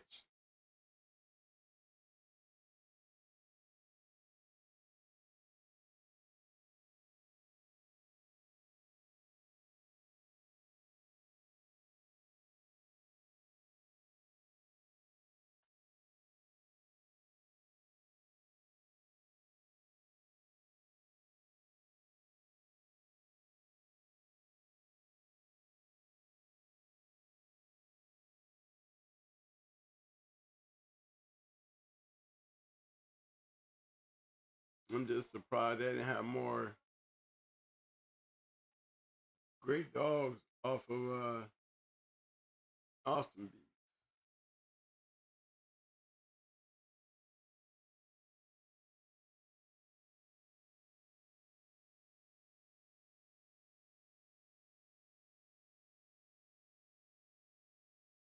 Yeah, that's a good one.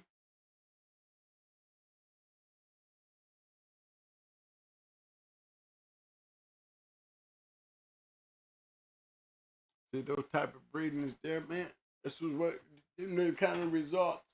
I mean, if selective breeding can give me those kind of dogs like that, man, then and y'all see what I see.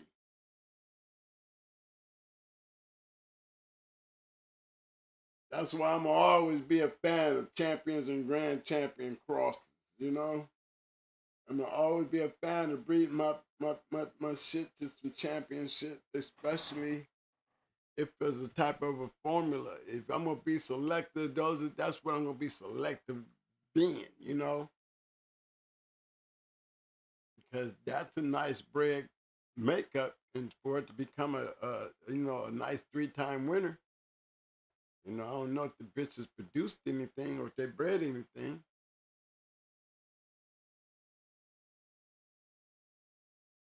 You know, it's a shame. A lot of great breedings like that. You know, like even in my case, you know, we missed those boats. Where we could have ever had it to do again would be just done so much better and so much different.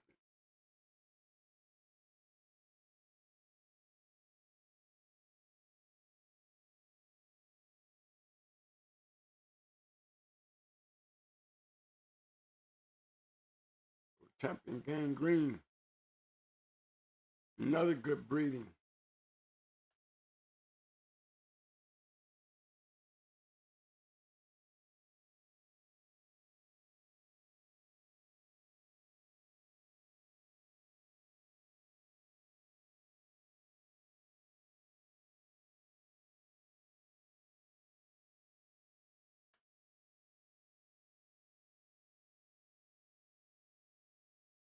You know, and we always talk about the Bulls dogs, you know, and you know how they have these flaws and you see the losses in them. You know, you see all that.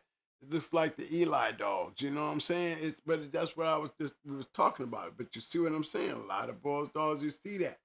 But it's still a good line of dogs. It takes real bulldogs to beat these dogs. It really do take real bulldogs to beat one of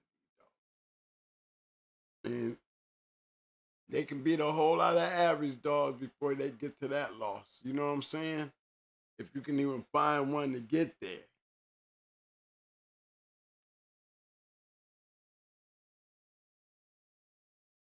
But I always say it looks like Eli line breed, you know, Eli dogs. They had the same, you know, rough shit, but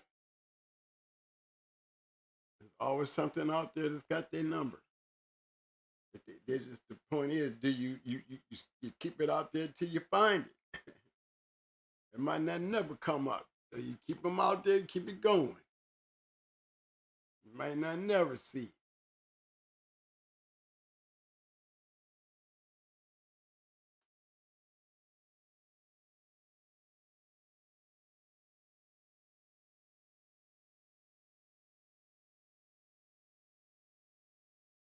Okay, I wish we had another line. Give me another line, guys. I was playing with that one. I did start off with Panda. Anybody got one for me?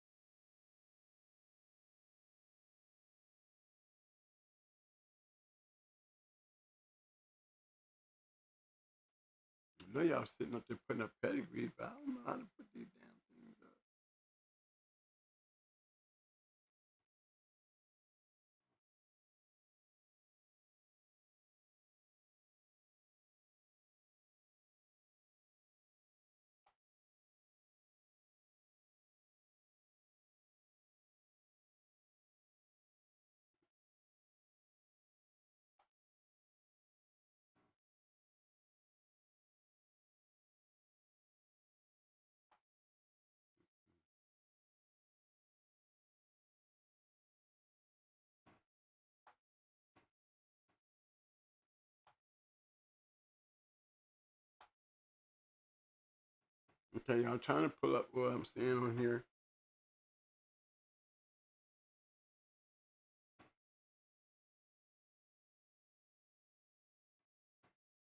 I think the Baby Jones shit produced the best dogs to me.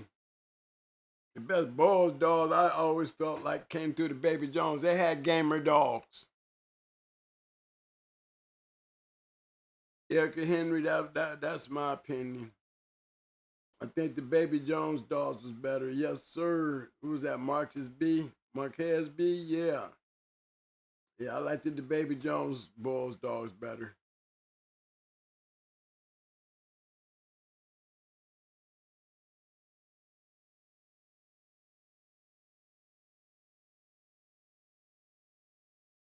Mm-hmm.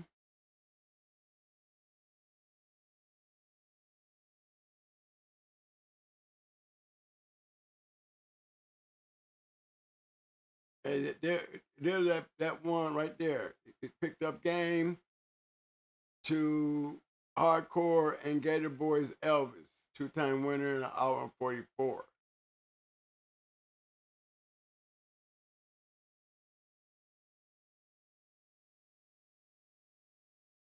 Okay.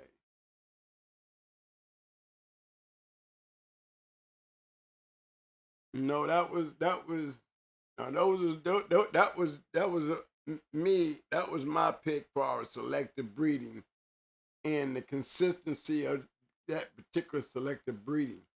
I mean, you see how they continue to breed that boil stuff and the winners coming by way of it. That's what I be looking at. You know, if I'm gonna dib and dab into a line, I'm gonna dib and dab and try to continue doing what they were doing. If you go in and try to do it your way, you're taking a chance on guessing. If you're following the pattern, you got to be true to the pattern that's being followed. Don't try to improvise it or tweak it because you just changed it. You know, and that's for real. Guys that got lucky enough to have these type of dogs, they did it the right way.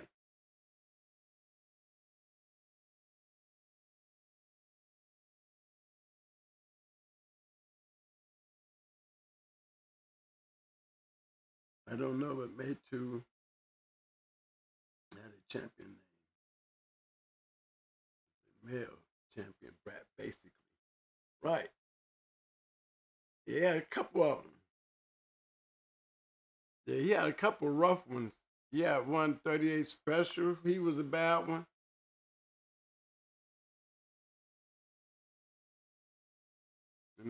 He had she had a Rat and them had a couple killer females. That was sure. Rat and them was known for killers.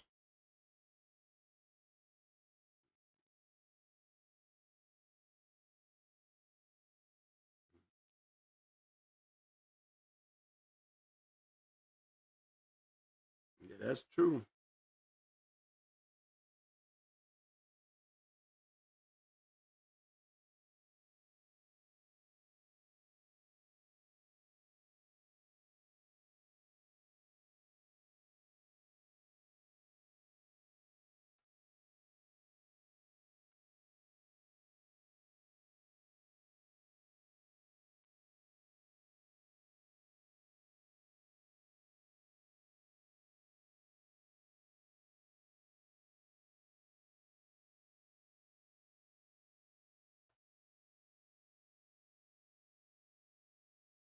That's the one you're talking about right there.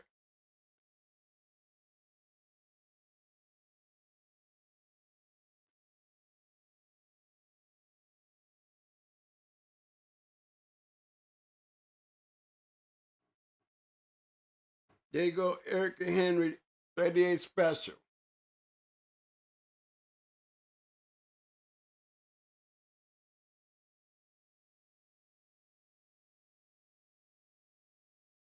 But the thing I like about it, the whole makeup was it was set to work because that's what I call great selective breeding.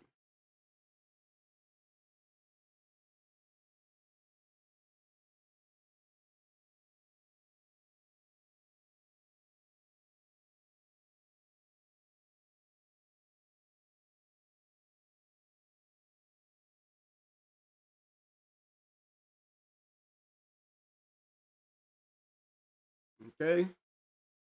And yes, he was a male brat. There was a couple of them. That notorious back end killer shit. Yeah, there was a couple of them.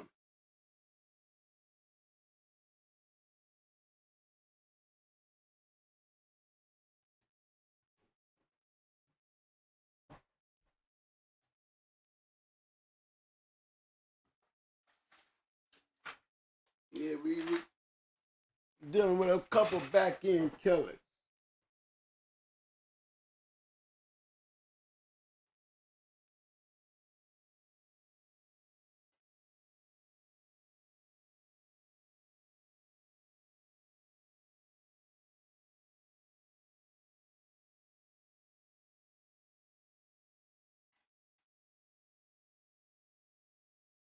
They're special.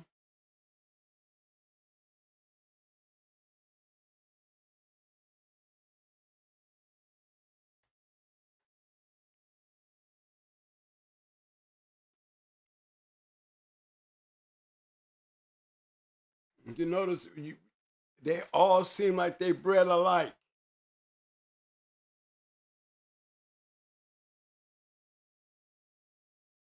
Another back end killer.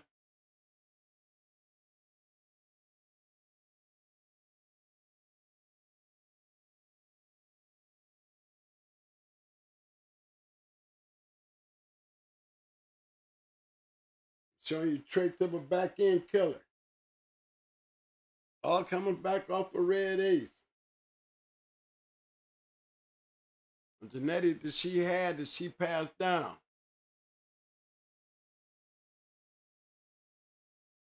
Notice they all bred. Look how they all bred. They almost bred all alike.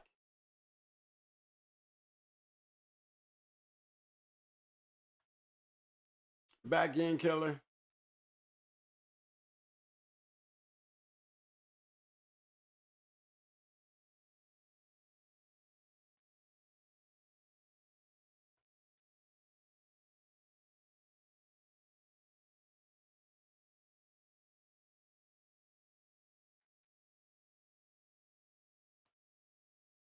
You're right. They sure do.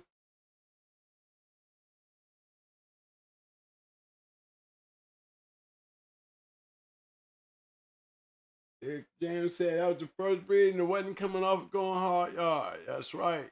38 special was.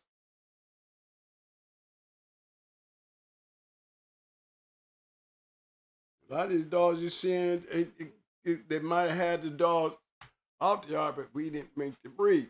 It's another back end killer.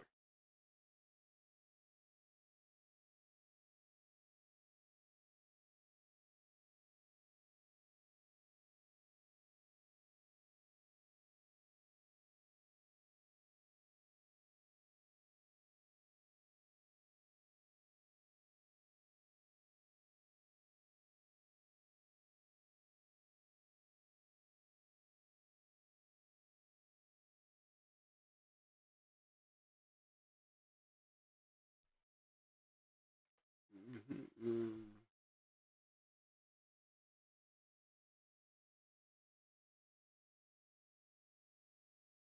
Another back end killer.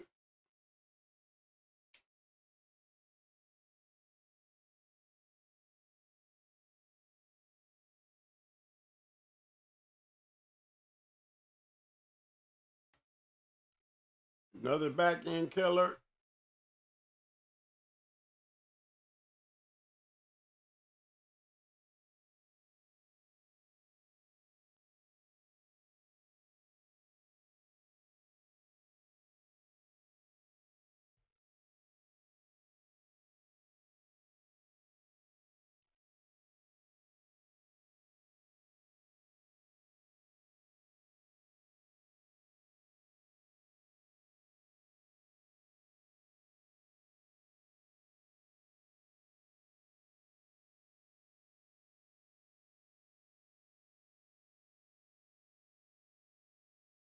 Oh yeah, when I bred uh red ace to Mayday, I had red ace, and to me at the time, red ace was bad anyway. So when I saw Mayday, there was no doubt in my mind with him coming off a yellow. Remember, I was up there breeding amber to Apache when I saw Mayday. So just think, if I'm up there breeding amber, red ace's mama to Angel's Apache, and if you look at those two breedings, it was meant in the stars for me to see Mayday there when I got there, because that was the next breeding I made. You know what I'm saying? My partner, we was breeding the amber to Angel's Apache. Yep, same Apache that was bred to Dolly. Matter of fact, Dolly was there too that day when we did the breedings. We just didn't have no puppies. That's why I was able to breed the Mayday for nothing. The breed that created Brat was a breeding that was owed to me because I didn't have puppies off of Amber and Angel's Apache. But there was no doubt if I could get me one, all I asked for was to give me some of Mayday with red ace in it. That's what I wanted. Yeah, I felt, because the way the breeding was, you know, it was the breeding in itself. You know, I can just go to Little Mayday. It was the breeding in itself. Too much yellow here. You know, it's not. It was these two right here was the factor. Yellow. These two right here. See, Amber had yellow in her too.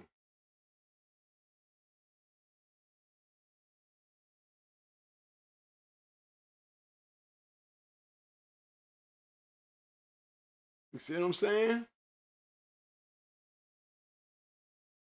So that was the perfect fit for me when it came down to Mayday, and he was right off of yellow.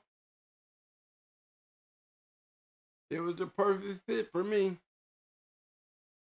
He wasn't even the grand champion when I bred to him. He was not. He was a champion, and we hadn't even went to Puerto Rico yet. It was just before that. But yeah, I was definitely looking forward to having some badass puppies because I saw Choice and I saw Mayday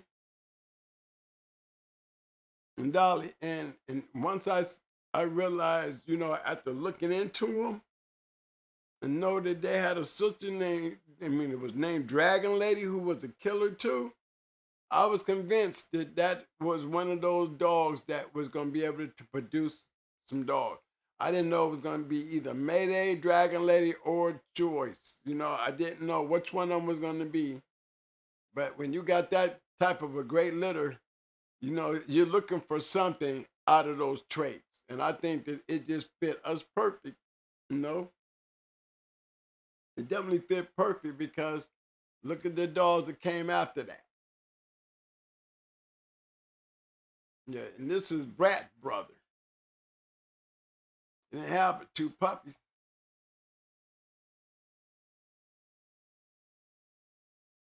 And that was it. He got a whole line of himself.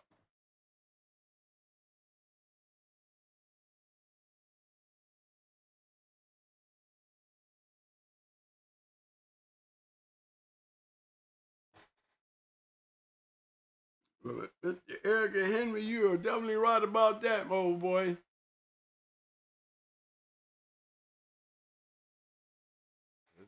like a mother picked up the football on a fumble and took off and hit the sideline and was gone. I can keep on putting up great ones, y'all. I stopped with little Jimmy. I'll show you, there's many more. There's a few more. Bandit. Ones that they don't think I know about. They all in the book.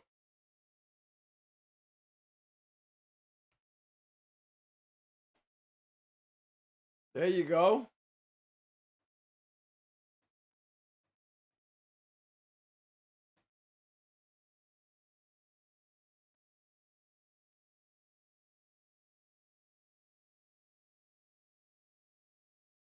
You know what I'm saying? These are things that happen after us. They had to still look at the selective breeding. When you can take something and be smart with it, you're gonna get those type of results.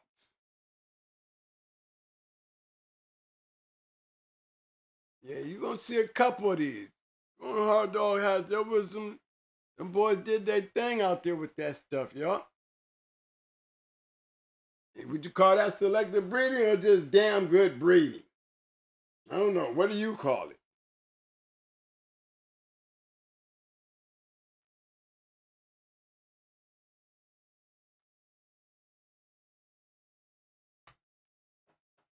There's another one. So I call this damn good breeding. Yeah, that's Champion Little Wiggle right there. You see these killer bodies looking like Brat though, right? But straight killer bodies. Look at those champion skins. Look at that shit.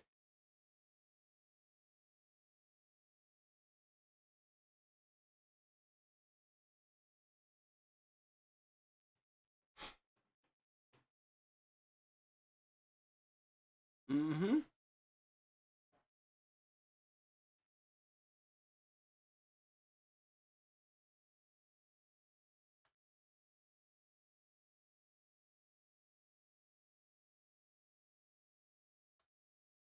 It's good breedings.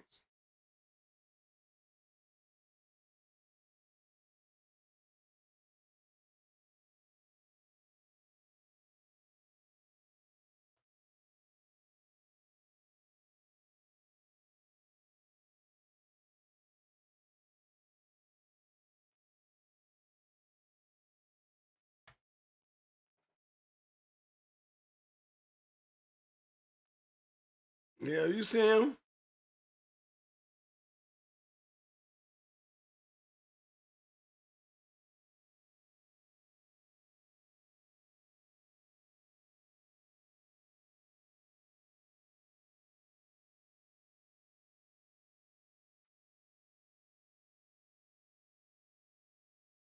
You know, that's funny when you can damn near take that shit and put it with anything.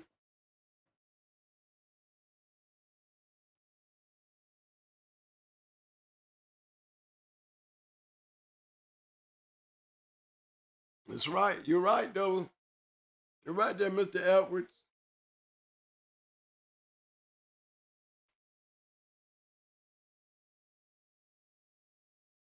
Mm-hmm.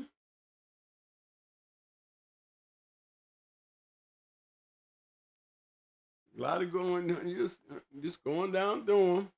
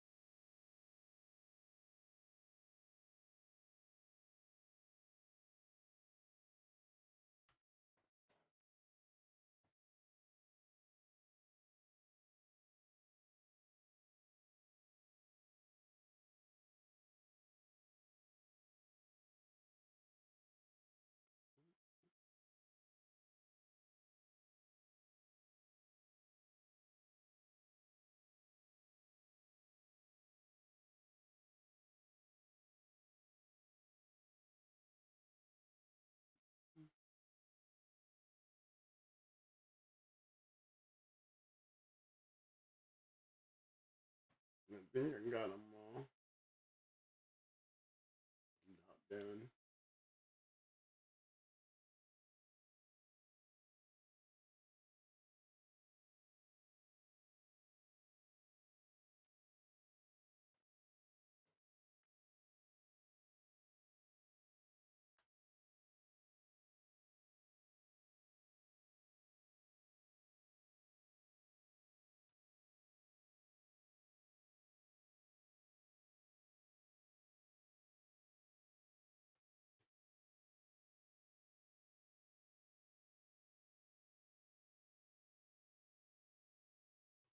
I call all that shit to like, I mean, when you're able to just take and, if you notice the way these dogs is being bred, you know, it's like you're continuing to follow a pattern or a formula that was already there. It just seemed like it just make it seem like it's so much easier.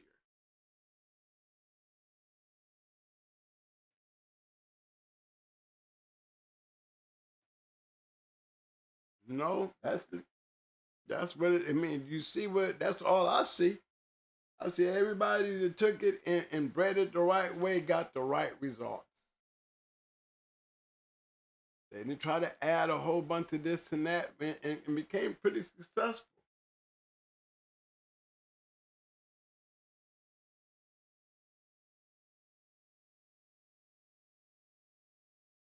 I'm trying to see what you got there, Uncle Willie. I'm trying to pull it up. I just can't get the number to show up. If y'all just send me the number, I can probably get it to show up.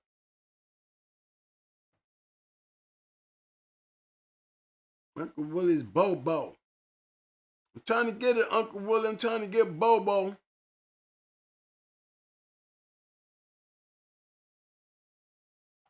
If I can get the number. Okay, I got the number. Hold on. Uncle Willie, I got you, B.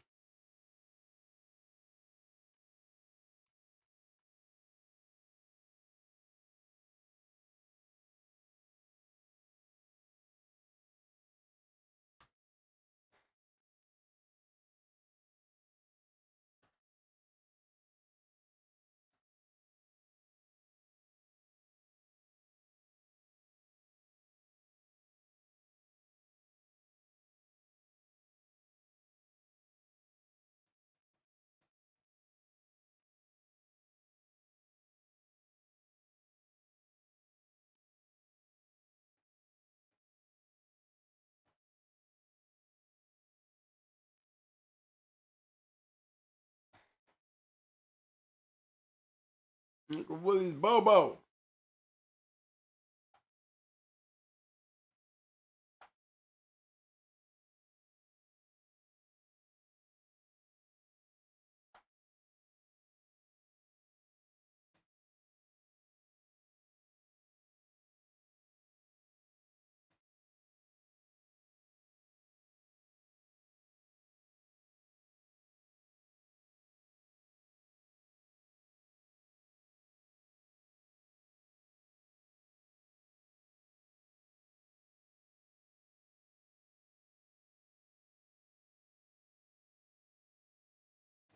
Hmm.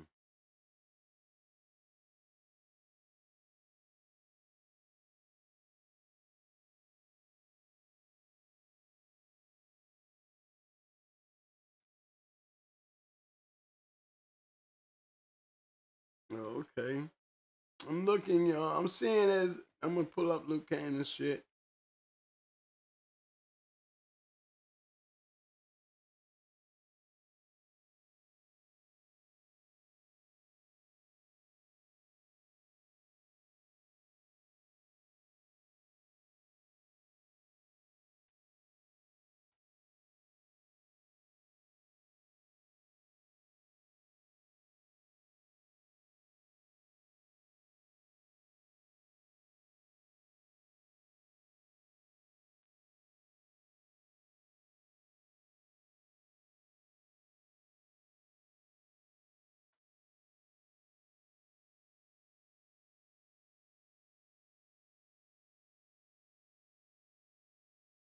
Looking like May May.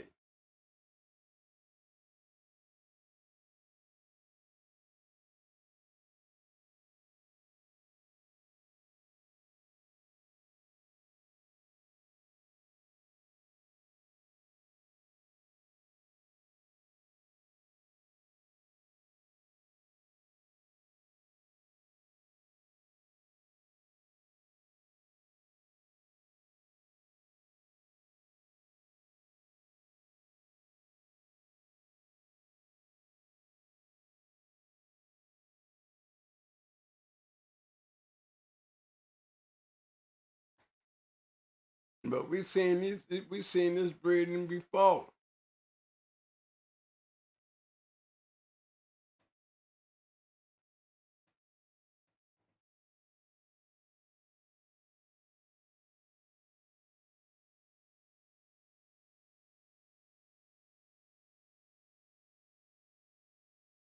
Mm-hmm.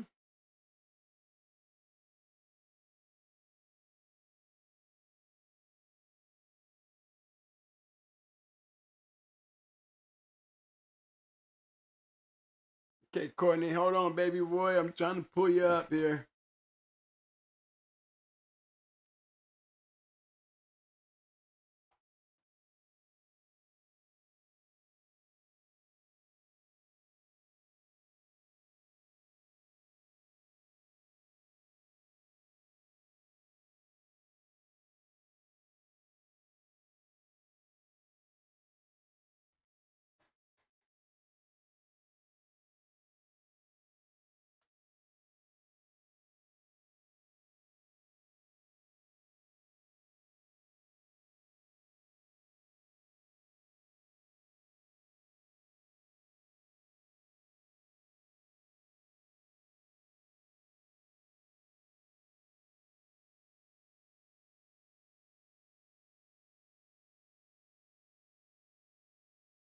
Mm-hmm. That's that West Penn stuff.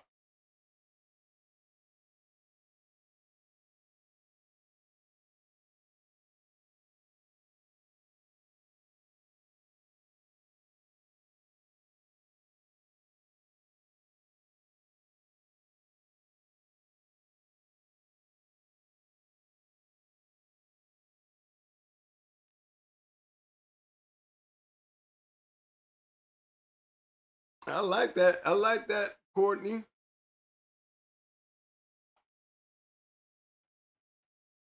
That was pretty sweet.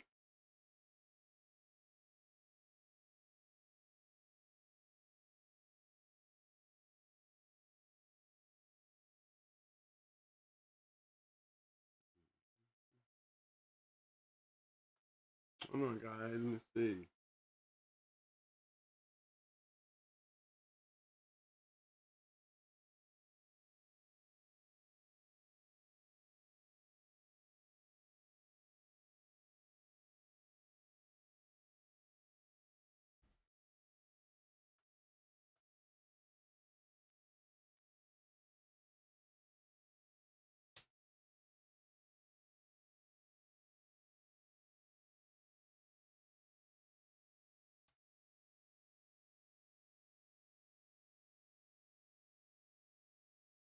Here go one.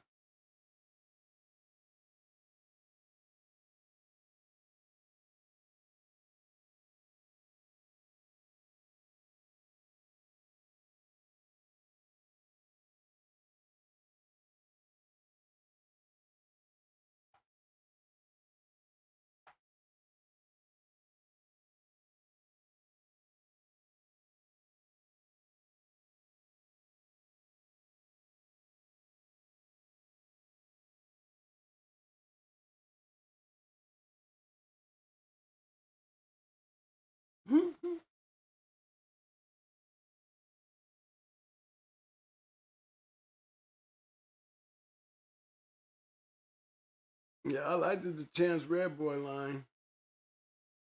Yeah, we seen Chance. I seen Chance a couple times. One of my partners bred right to Chance.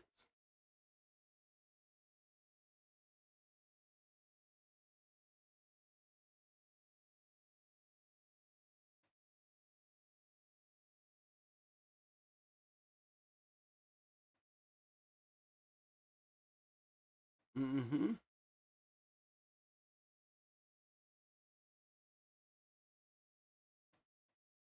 Yeah.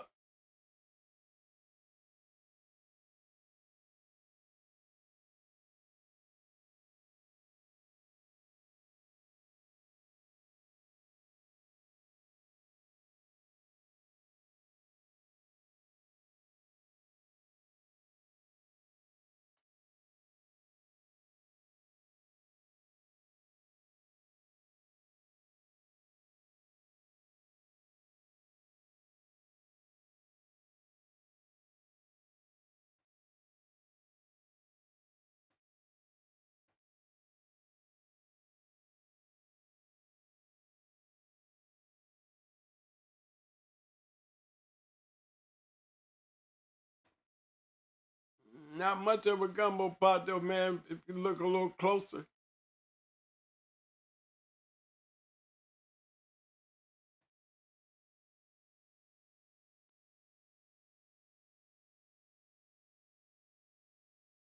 Overseas, this is an import right here, but hold on, let me show you something.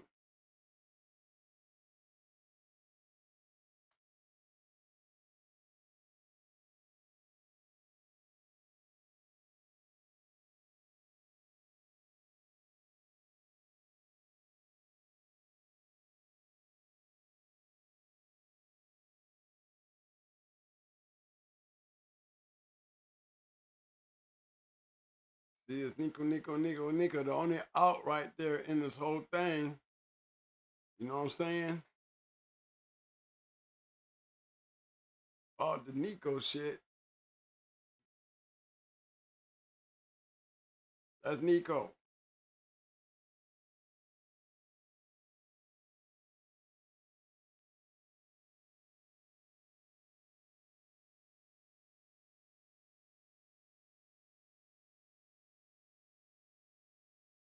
That's just the bottom of the little bitch.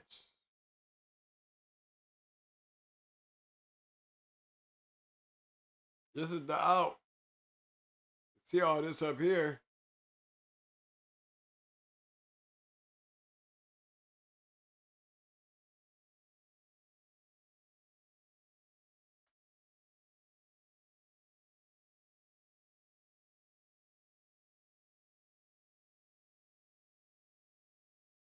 Yeah.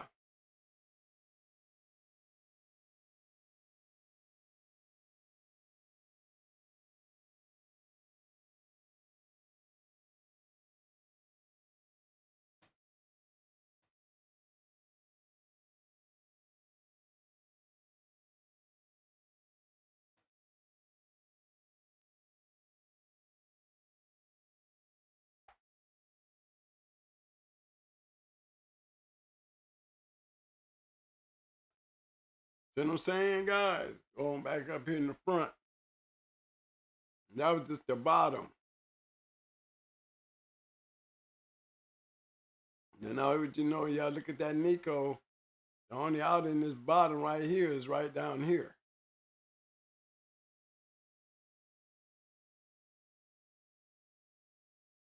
And it kind of lines up with what we got going up here. We just got the killer shit right here, though. Yeah. It's a nice little female right there. She's young in that picture, but she is a hot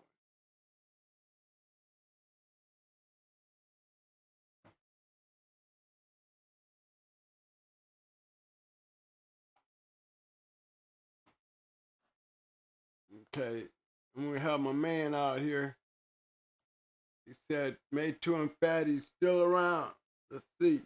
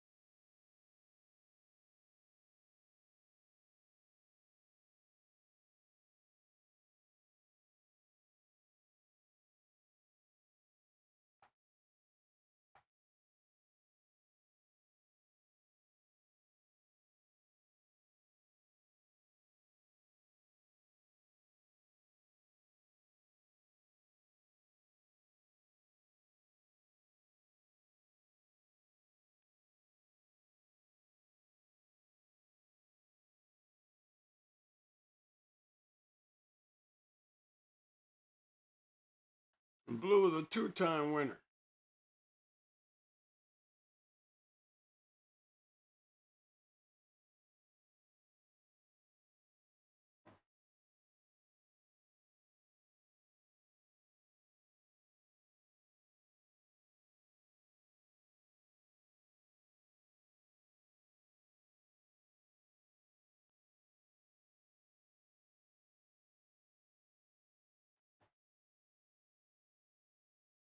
Mm-hmm.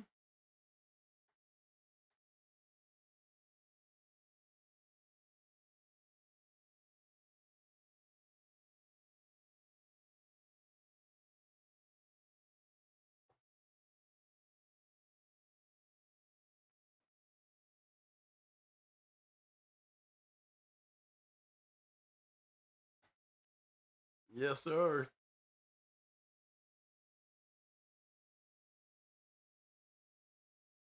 Yeah, Fatty Girl would play the big part.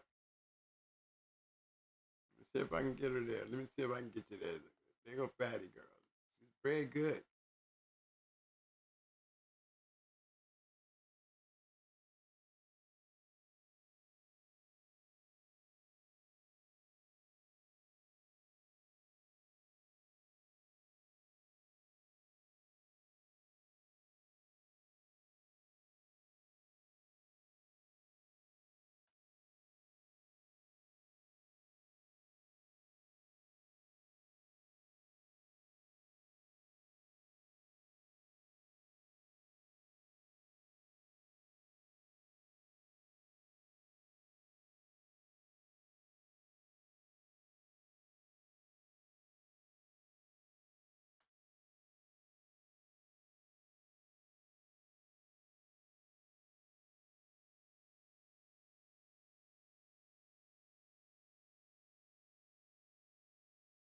You notice all these dogs when you got good dogs and you see the outcome of these match dogs, they all got this one thing, man, that you just cannot get away from. Good match dogs, you always see those champions up in there, man.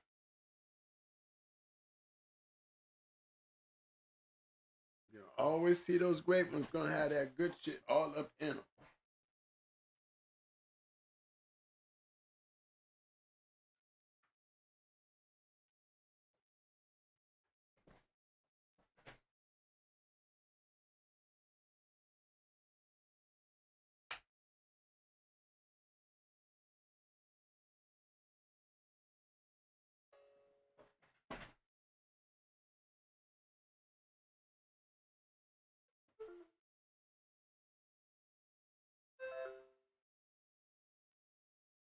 Those skins,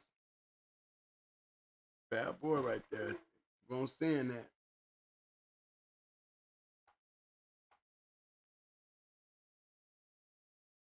Hmm.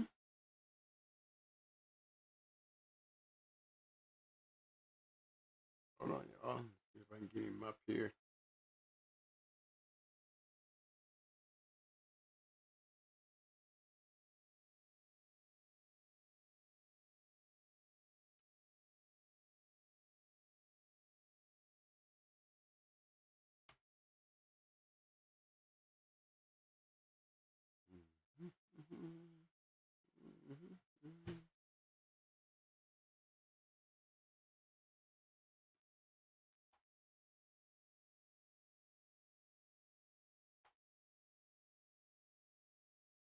Okay, I'm just sitting here, just sitting there showing up these things. I'm just okay.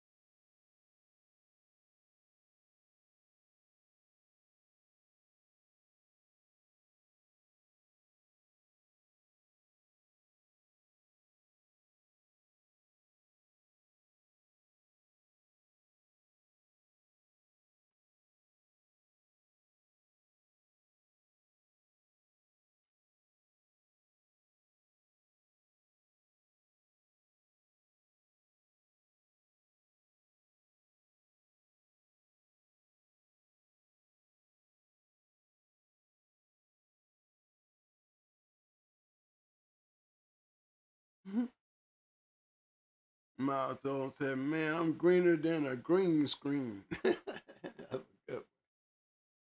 All right, Josh. I'm sitting here just following the chat too. You know, I'm tripping because I ain't saying nothing. I'm just putting up the pedigrees that y'all throwing up there. And then y'all do all the talking. You know what I mean?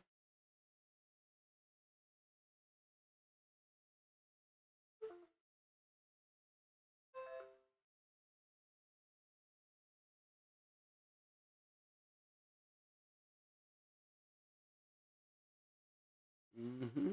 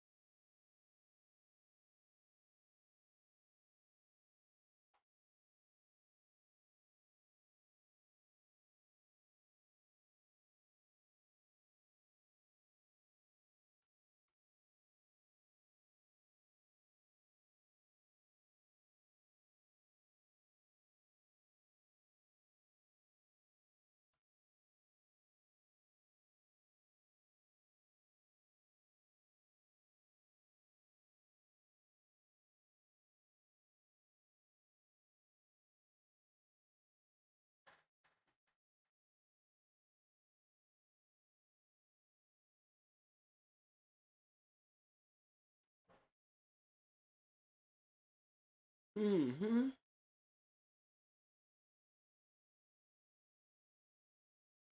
Just putting them up here. Just putting them up here, y'all. Is y'all putting them down? I'm just putting them up here.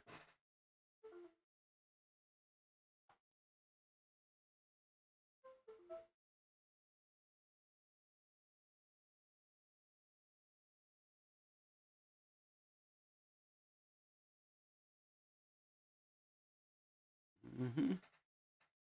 Nice crosses.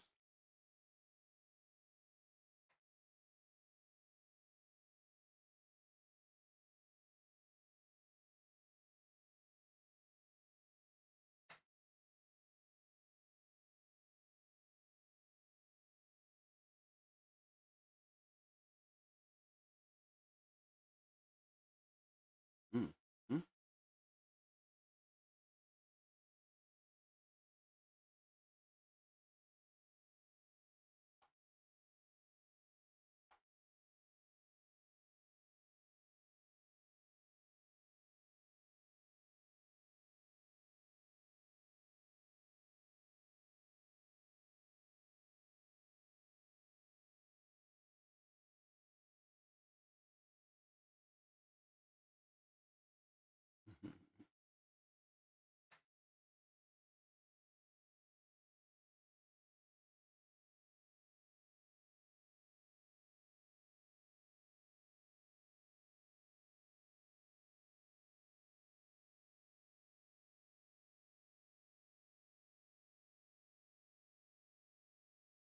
Mm-hmm.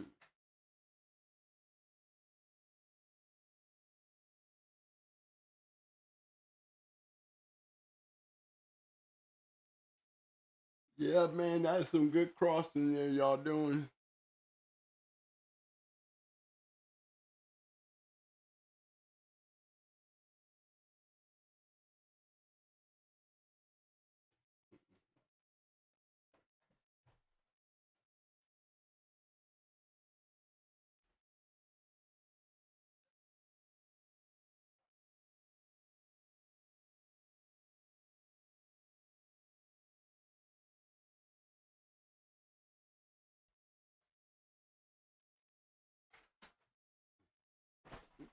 You're doing pedigrees and shit. I call these this. Okay, as you see, I'm glad y'all started throwing those pedigrees out there to give everybody an idea. You know what I'm saying? I mean, would you call those selective breedings or just damn good breedings? You know, selective selection is key into making crosses. And I think a lot of them pedigrees, y'all, was bred through dogs, not papers. And a lot of it shows up in the results. You'll know when it's bred by papers and when it's bred by the dog, because the dog really do fit the papers if the dog is a good producer. That's the trick. I mean, the only way you're gonna find out is to put it out there, right? Because you see my little hella comeback, you know, that's the future for us. Going back in here, looking at some more of that old Maytu stuff back there. There's still some of that around. And time results will tell the story. You know, but a good way to bring it back, you know, with the comeback. Mm-hmm. Yeah, hella come back on it. That's that breed we wants to make. Mm-hmm. God, they have some good ones up there. I'm gonna make hell of my dog tonight, as a matter of fact. Shit, why not?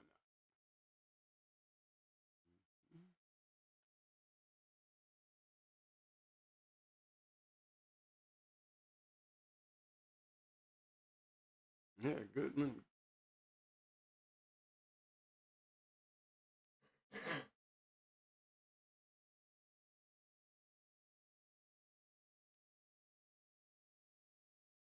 Yeah.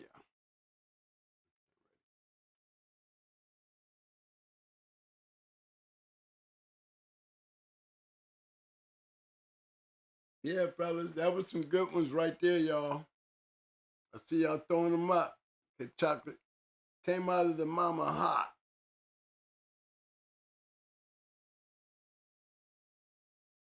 The only thing was missing from the boards was the mayday. You know what?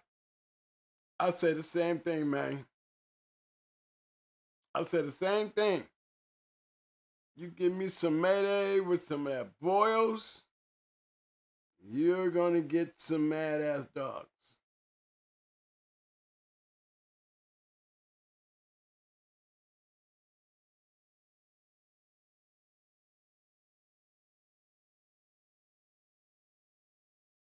Okay, I don't know whose pedigree this is. White chocolate. Okay.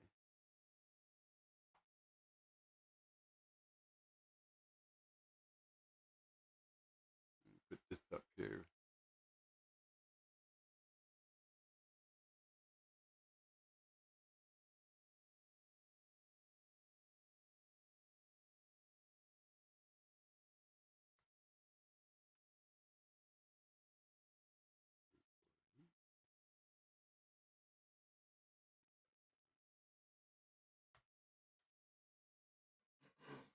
There you go, one.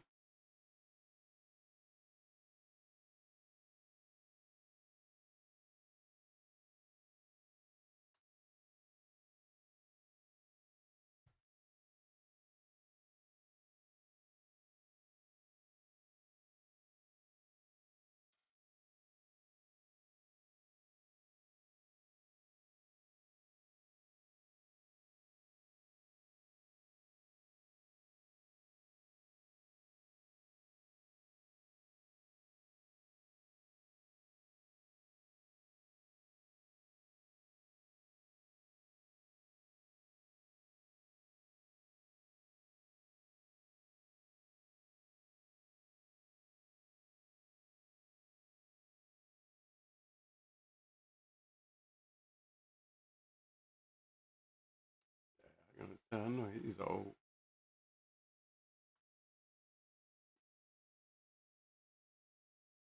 Did you get any puppies off of him? White chocolate? Ain't getting no puppies off of him? He's very good.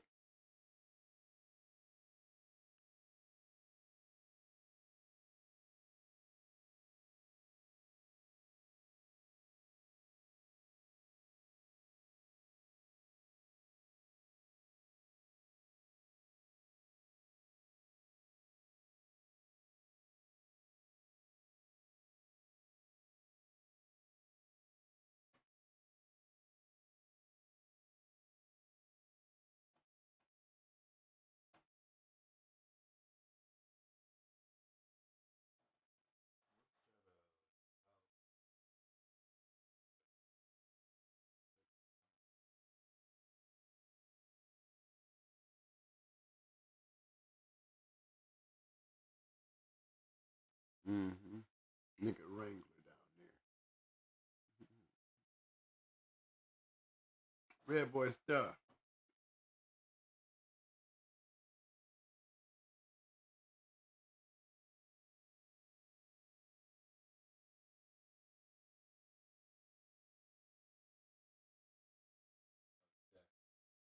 Mm-hmm.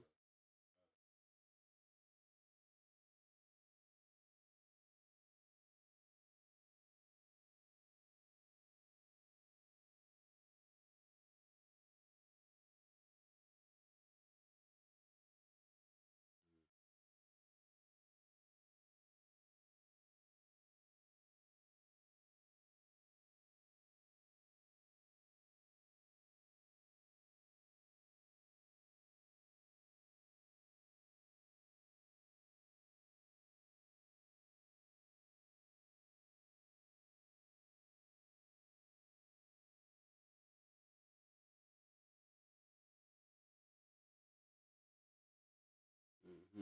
No running shit. Oh, Vernon Jackson stuff. Mm-hmm. That's that old stuff too.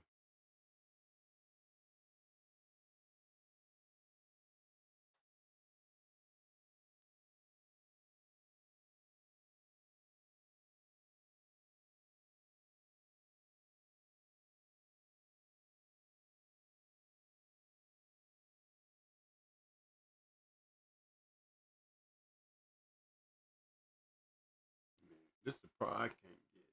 All this looking like Eli. I see Harley and Oreo double bread.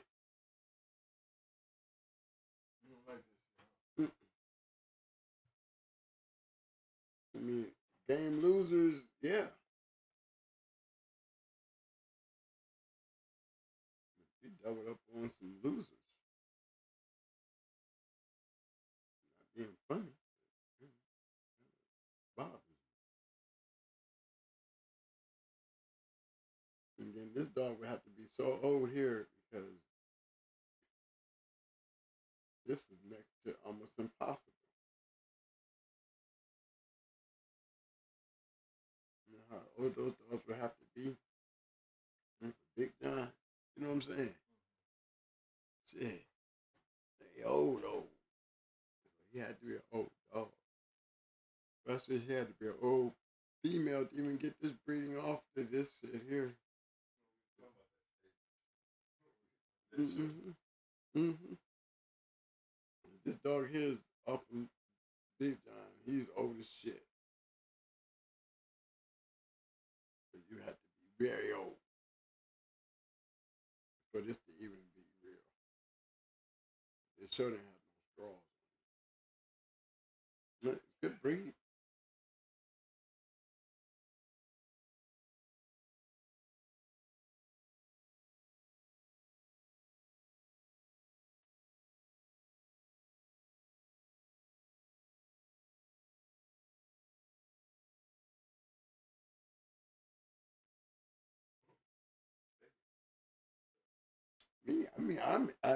I like. I just don't. I mean, pedigrees is okay to me. I like to see champions. Send me a champion. You get a better look when we're looking at champions, so we can see how we're gonna breed this shit. You know, the pedigree look good, but I need champions. These are all good to me, but I would still have to have champions.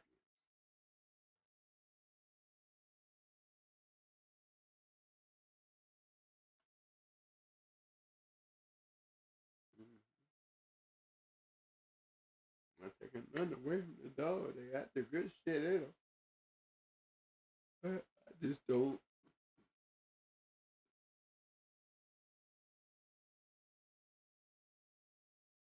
Still young. Got a chink. Ain't young no more. Not in 2018.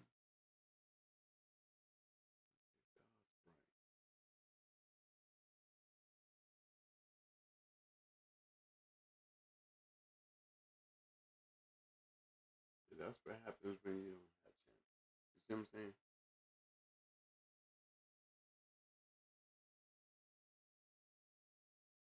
That's a nice bread dogs. What you got there, buddy?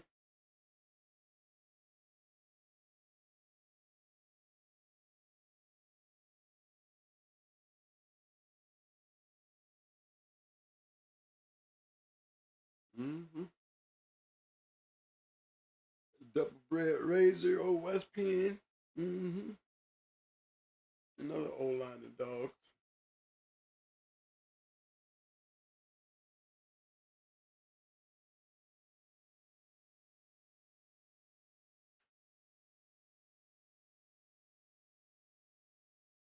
Mm-hmm. Am I missing anything? Because I'm ready to shut her down.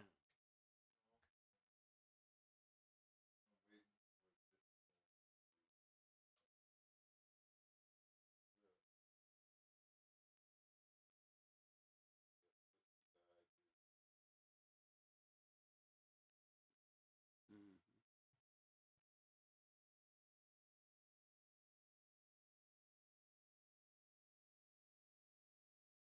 How would you breed her though? How you gonna breed Astia? Astilla. That's a good one.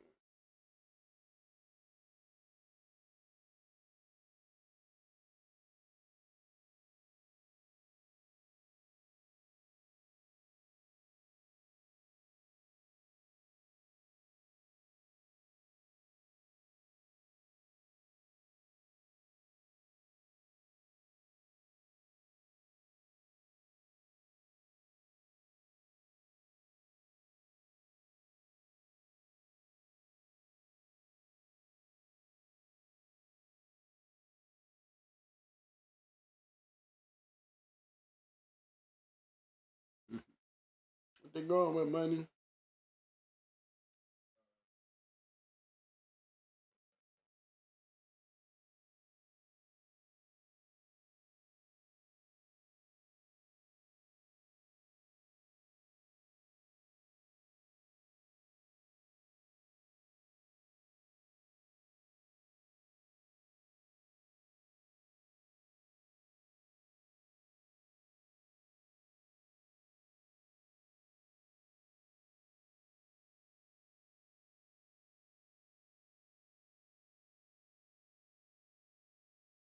What y'all think? They're trying to figure out how y'all gonna breed it.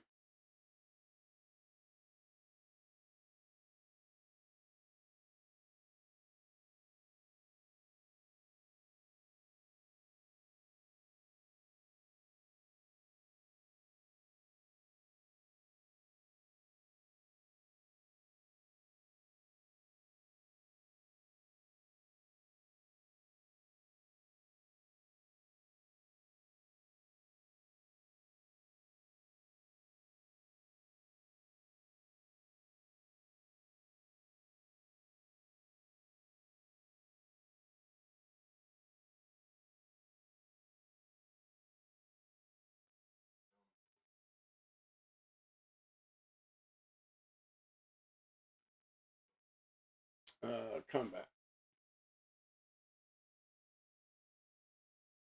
That was heavy Mayday. And now to gumbo to that. He just had some chop chop DSK and that was the only out he had. You know what I'm saying? My can on the top. All of us made it.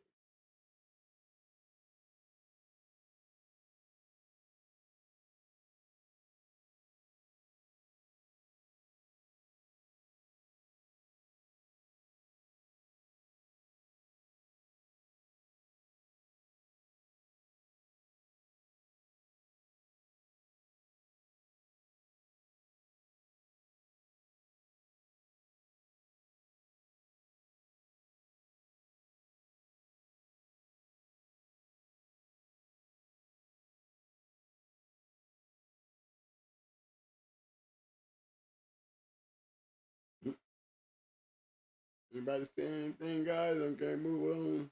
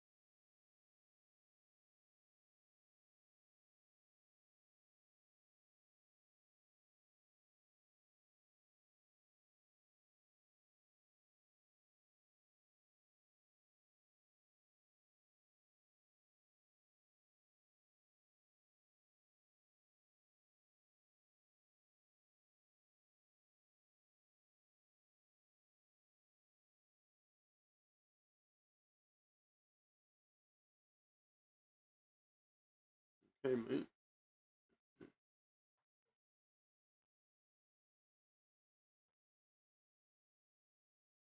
Nobody got any more questions?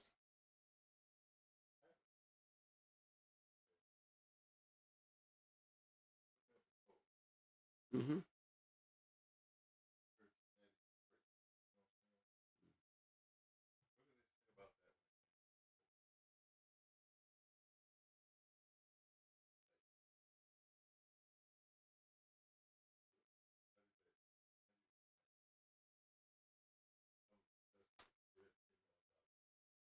How that game changer gene. Cold bitches tend to have it. 57% at her genetic traits. And some of the goddamn best dog bred, damn it, was cold as hell. Now, what the hell is genetically trait about that? It's not. It could be just carrying the trait. Look at awesome baby, cold as shit. Yeah, that's what I'm saying. But when the question basically, this was selective. It's like we got this on the yard, right?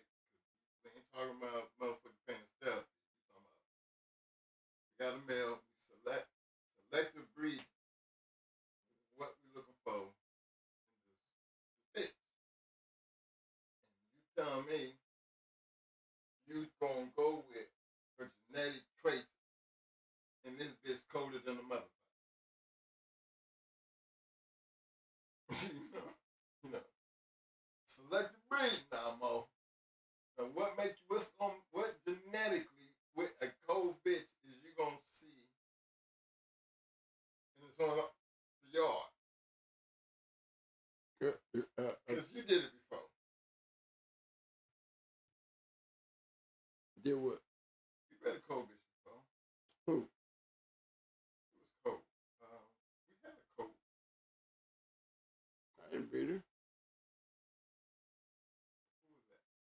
You mean Powder? Powder, right. Powder? Yeah. Okay. Hey, what's up, big dude?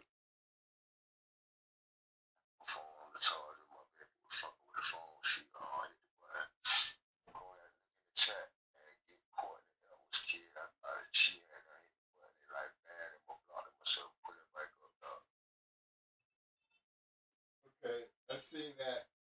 Yeah, put it back up, kid. I had it on the charter sheet, so tell him my bad.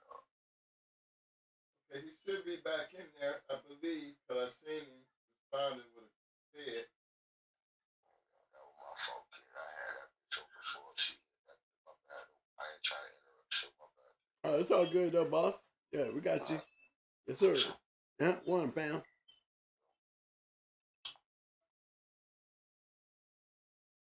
Hey, Courtney said that was a mistake. I think you're still in the house. What I can see.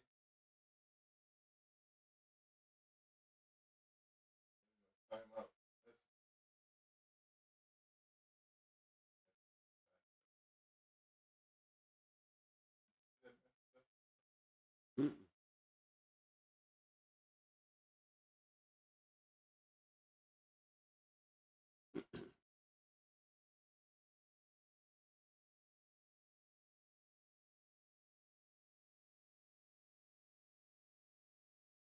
Yeah. I like it.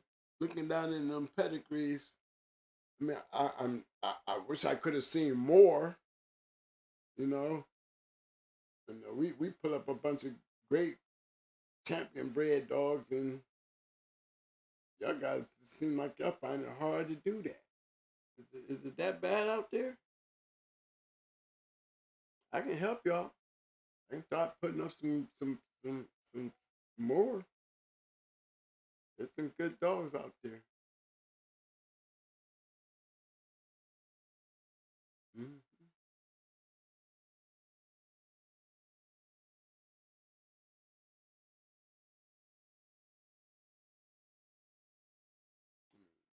I wouldn't say they all.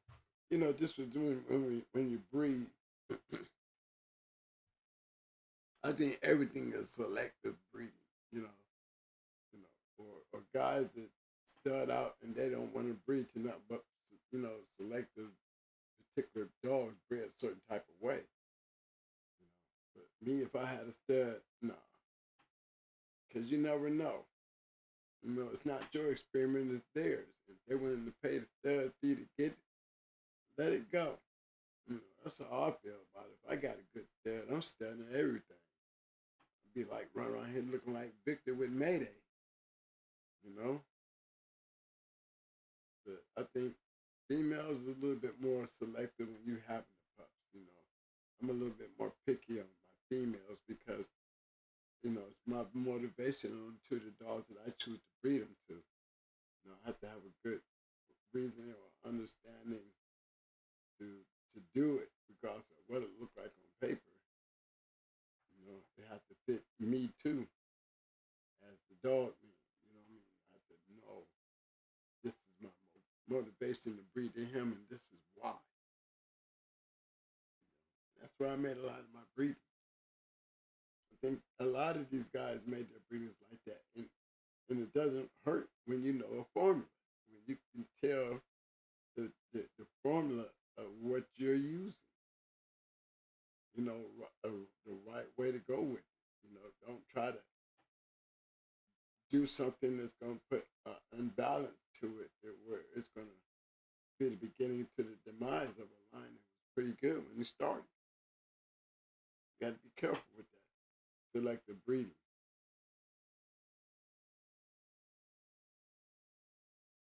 Okay. All right, Mike. What's going on, Jimmy?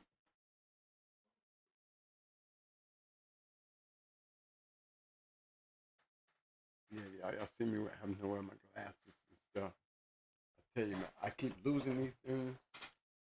Now as soon as I get off the show, I gotta put the little chain back on, put it back around my neck so I don't take them off somewhere and lose them again.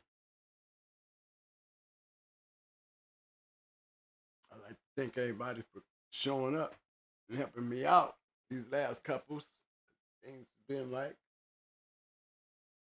a new year, and I got to go through all this doctor stuff. I'm running a little slow. I'm putting my pills back in their pill bottles, and I'm kind of paying for it, but I'm going to catch up to all that. I think I got Courtney, if you're out there, I think I got you back in. I don't know if I see the messages deleted, but I don't. Well, they hid the messages. I couldn't bring the messages back up, but I think you still got your hardware. You're still in there. I don't know where the mess up came because it still shows up on my end, but just in case, let me know ahead.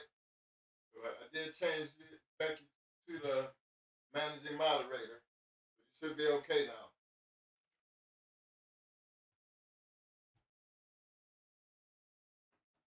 Okay.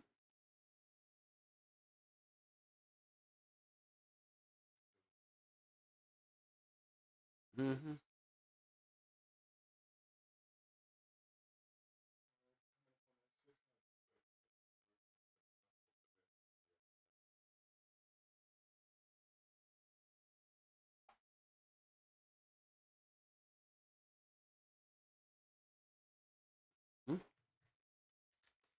All right, guys. I appreciate the help y'all gave me today. I think we learned a lot on selective and good breedings. If you have any doubt, you need to hit rewind and check out the difference between, what great dogs look like and what you're trying to build look like. You know what I'm saying? I'm trying to build a line of great dogs. I'm gonna stick to the great dog pattern. You know, I don't want to build to look like a pattern, but it's nowhere close to the greatness of the pattern that works. I seen some of that tonight, y'all. Be careful. You know? Appreciate everybody participating in the poll. We had 162 votes tonight. When doing a selective breeding, American Pit Bull Terrier male, what do you look for in the right American Pit Bull female? We had 6% said the bloodline. B, 19% said her competition background. C, her genetic traits was 57%. And D, her past breeding success was 18%. So who was first and who was second? Was it 50-something percent? 57% was her genetic traits.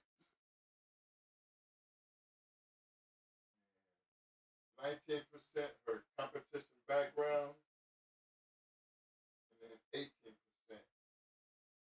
her past breeding success.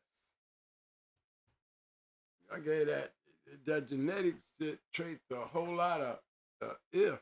Let me tell you, that genetic thing, it works, but she has to have a litter to show that she has genetics. First thing she got to have was a mama and a daddy that carried the genetics of some winners. I mean, personally, that's how I see it. You know, for her to have any type of chance to having genetics when it comes to a female, she better be coming off some real good shit. You know, that's what I call genetic when it comes to a female. If she ain't got no genetic coming from some real good shit, then she better be ready to be able to show me some shit. You know what I mean? His pedigree is great, but she better be great.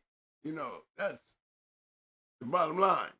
And she better have something worth considering genetics. You know, especially because if she ain't got a champion mama, she ain't got a champion daddy, and the next thing you have to do is you have to check to make sure that you're even on the right track before you start having a bunch of puppies. You better make damn sure you're feeding the right dog. Especially when you're talking about some goddamn genetic traits. Just genetic traits. Bitch better be biting like Red Ace. Biting like it too. You know what I'm saying? You see, you can't even talk about the bloodline because bloodline should be for itself would come down to the mama and the daddy, right? Mm-hmm. So that ain't, that's some Scooby-Doo shit. Right. I mean, but damn, your mama and daddy is a champion, then you got a better chance of genetics than, you know, the dog whose mama and daddy ain't a champion. Dealing with the bloodline, because the bitch better be worthy of even being considered, being that she ain't off a winning parent. You know what I'm saying? So breeding, kind of make you have to, right? You have to, right? Those are things that would be answered. Because one thing for damn sure, she would have a competition background like with me, because I'm testing. If she ain't coming off a champion mama or daddy, I'm checking her.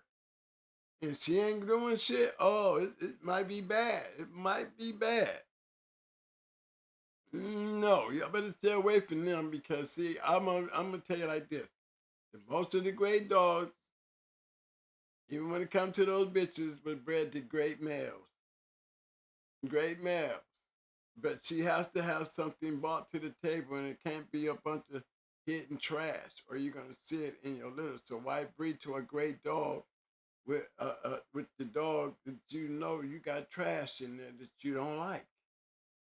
No, save your best and to take the chance with the best. Don't be like, this is all I got, I'm gonna build with this, because you ain't gonna be on no good terms to do anything. You know, majority of the guys that try to do this back in our time failed at trying to do it. Okay, there's a lot of the great kennels that was having these great dogs that was flooding the game out there to keep all these great matches going, because they was making good breedings with them. So I always know that much about when you looking for good breedings and things like that. No, me, I'm looking for, just to look for champions. You know, times have changed. Got so many of them out there, you don't know which ones is worthy or what. But the better they are, the better the breed they are, the better chance you got to make an opportunity. And don't fly your shit up, dry your shit up so you can see it yourself. Give you a chance to see what you're going back up to.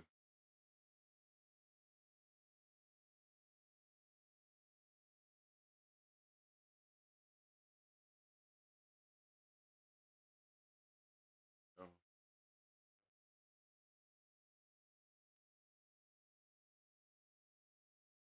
Mike's over here playing Gadget Gadget, man.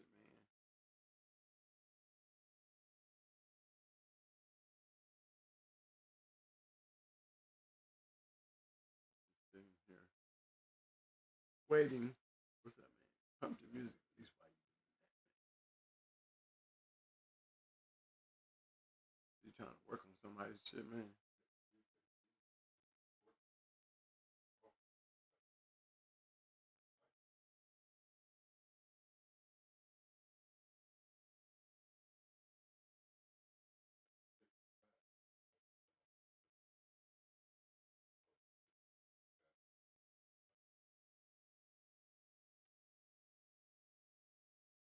Might not better bring it back.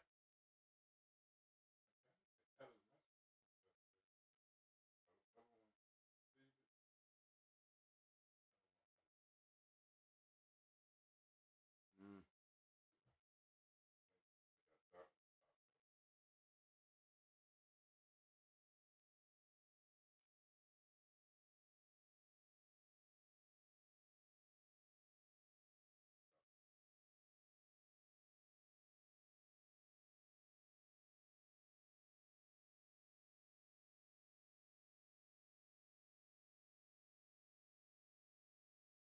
Mm.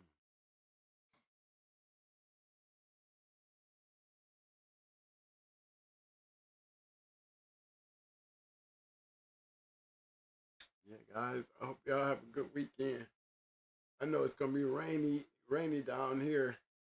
I want to take that ride. I want to go out there and go see my nephew out there in the new O.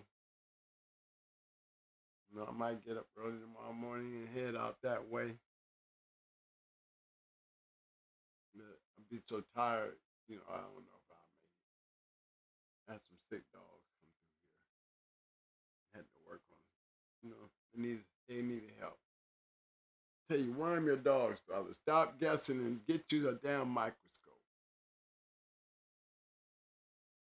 I hate when guys be bringing the dogs to me and they be sick, so terribly sick, and you know, and they don't realize that it's just the worms, and you don't have a microscope to know which worms you're trying to kill. So there's not but one big expensive medicine you can get a dog, you know, and it's all very expensive. You're trying to cover everything. So it's just always wise, guys. If you're gonna do this, you spend money on everything. Go buy you a damn microscope and the solution where you can worm your yard and look. You know, they have pictures of what the shit looks like in your dog's shit. You know, I would be glad to come up here, but give me a dog, you know, that has some worms, and I would be glad to get up there and hook up the thing and show y'all. This is what it looks like when you go under the microscope. It's good knowledge to know. You know, get some plastic gloves if you don't mind. You know, I mean, it's sanitary. You know, you got to have because you're dealing with dog shit. You know what I mean? But you want to start doing that, guys. Really, I mean, there's one thing you slacking on in these day and ages. Y'all slacking on taking care of your shit. I mean, y'all need to really with the antibiotic shortage, like they're trying to block the antibiotics in the maintenance of our yards. Gotta find that stuff just to keep on deck. You know, they ain't saying it's illegal to have it. They're just trying to make it hard for you to get it. You know, so you know you need your medicines and you need for emergencies, and you need a microscope to be able to investigate. You know, it takes the guessing out of what you're trying to do. So don't forget that that part. Right. All right, fellas.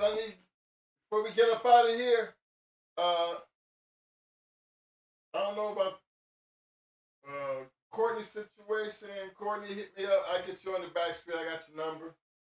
So we can do to fix that. I don't know if he hid you or just deleted messages. It didn't say you was hid on the channel.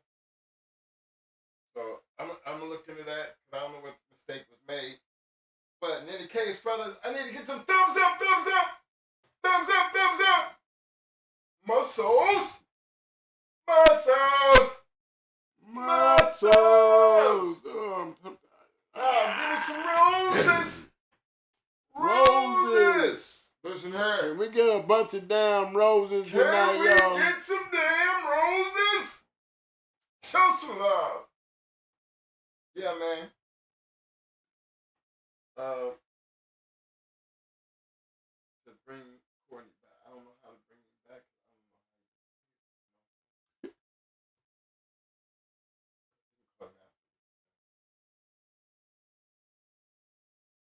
Courtney, we're going to try to get you back, man. We don't know what happened, bro, but Mike is working on it.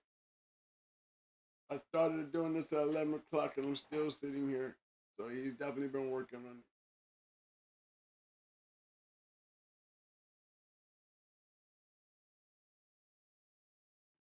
it. Okay. I see Marquise B putting up some thumbs up, muscles and some roses. I know it's 55 people in here. I need to get them thumbs up, thumbs up, thumbs up, thumbs up. Muscles. Come on, y'all. What y'all doing? Muscles. Muscles. Come on, man. Throw the damn roses, y'all. Let's give us some damn roses. I know tonight was like, roses. You know, ain't nobody throwing no spectacular pedigrees. We need damn roses. No, that's why I hate throwing going hard dogs up there, because, you know, it's really hard to top that shit when you see it's working. You know what I'm saying? And all these years later, it's you know, that's all we trying to do is just see what the years has still brought forward. Come on now. No. I mean, we didn't try to teach you how to breed. We trying to figure out how you breed. Hello? Duh! Based on this damn poll, I don't know still. Poll traits. I mean, traits. I mean, what is the female supposed to, I mean, if he's a cold bitch, what the fuck? How you gonna know what kind of traits she got unless you breed her? I mean, why would you take a chance to breed something? Because you do have a before we get off right quick, man, get me to understand what they mean by traits. Just to get a small understanding of what you think it means. Well, traits is like... We know how we breed for traits, like Pretty Mama. If we were going to be breeding Pretty Mama, not because of nothing else but her traits, would you actually have bred Pretty Mama? I would have, because she's a red boy dog. Those are red boy traits. She wasn't going nowhere. She's a fucking bully. You know what I'm saying? But those are traits. Those are traits. But she's being used. Right. Right. And then she's got a competition background. But if you even threw all, and then she had a bloodline. But throw all that out the window. And just deal with the part that said trait. What the fuck does that mean? I mean, I know when I said trait. Like stifle. You right. Know, I got the stifle trait. Mouth. Trait. Gang. Right. Those are traits. Those are traits. Right. So the female has to have some of that. But what is she cold? That's my point. Cold bitch. I mean, and then on top of that, what if she got all that but not good enough? What good is her traits if it's all that but not good enough? Make it like this, she ain't good enough. You know what I'm saying? Not saying that she ain't game, she could be a game dog. But what if her traits aren't any? What game? But that, yeah, even in the game tip, you know, you looking at her like, you know, what would be a turn off for me? A turn off for me would be when she don't have no traits to offer, nothing for me to look forward to. Not because she wasn't bred this way or that way. It's because what I'm looking for in her ain't what I'm seeing coming out her past that made me even want her. They have to maintain. They have to maintain that genetic opportunity for you to create great dogs, especially coming off of great dogs. You know, you got a better chance of breeding a cold bitch because for some odd reason they carry that one thing that gives them the ability to surprise your ass. But you go out here and you go game testing a dog that's being tested and all they do is just flop, but they won't stop. Why would you want to breed that? Because that's what you're going to get. Because those are the genetic traits. So you're taking a better chance with the cold dog than to have to be, you know, coming to the conclusion of based on what you actually see. Now I got to see it, and then I got to see it in the pedigree, and what I'm seeing outside the pedigree ain't what I'm seeing in the pedigree. Then, you know, what the hell? If you breed it, you might continue getting years of shit. You gotta be careful with that. I appreciate that, everybody. I appreciate everybody coming in. Follow up on the follow up. Appreciate the love. Appreciate the love. Get it down like that.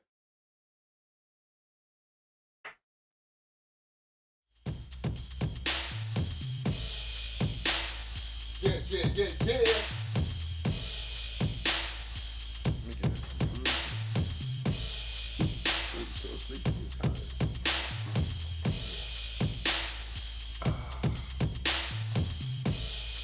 Hey, and I appreciate everybody for showing up, showing out. You know, very seldomly do we get into, you know, even talk about the breeding program. We always, you know, we generally like to go over pedigrees, but then we've been over a lot of different great dogs pedigrees, Stompanato, Midnight Cowboy, and you got a chance to go back there and see a lot of things. And then we got a chance to see a whole lot of other pedigrees. But kept coming up with,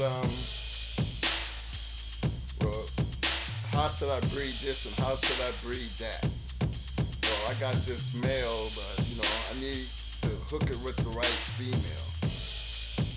You know, when we hear a lot of that, try to make it kind of simple, you know, help you guys out by this. Okay, let's just talk about, all right, we got a male. Now we're going to try to match this male up with the right brood bitch. And maybe I picked the word wrong, but I said selective breeding because most of the time when you're doing that, you should be doing that from your own yard. And if you're not going to do it from your own yard, that means you got to go out and find somebody else to match what you're trying to do. In order to know what you're trying to do, you got to know what you're kind of looking for. So that's why I kind of went down that pathway. I don't know how, I mean, I listened to Mo and I seen he was showing you and telling you a lot of things. And when you're doing stuff like that, it's just different combinations. You know, see, you know, I kind of agree with he said. When you're trying to do some type of selective breeding, you kind of want to do it on your own yard because you should know your yard better than you know what somebody else's yard is doing. Paying attention. Am I right? So that's just one of them things I just thought I'd throw out there and see how it turned out today. It generally turned out pretty good. We had a couple nice views tonight and a lot of participation. Appreciate out there to the Shark Tank for keeping him busy with them pedigrees. But again, this is it's not meant to be a controversy. It's just trying to give everybody a different look and a way of finding your niche and how you do it and get a little bit more insight, and hopefully through the conversation tonight it helps somebody. You know, and y'all know how I started out the conversation tonight with the Cat Williams thing and how funny the shit was.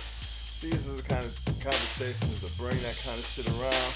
But I just want everybody to be aware. You know what I mean? And concentrate on what you do and how well you do it, and try to be the best of what you're doing. I guarantee you Your production, what you produce, what you have will speak for anything else and everything else that you do pertaining to what you do compared to what other people think about what you do. And I think we're going to be better dog men and have a better fraternity once we get that part under control. Because once we understand that, we get back to doing what we used to do. Don't talk about it, be about it. That's what I'm talking about. You know, let the damn dog do the talking, and you just make sure you have the dogs who can do it. Other than that, stop talking, start doing. No. Do this.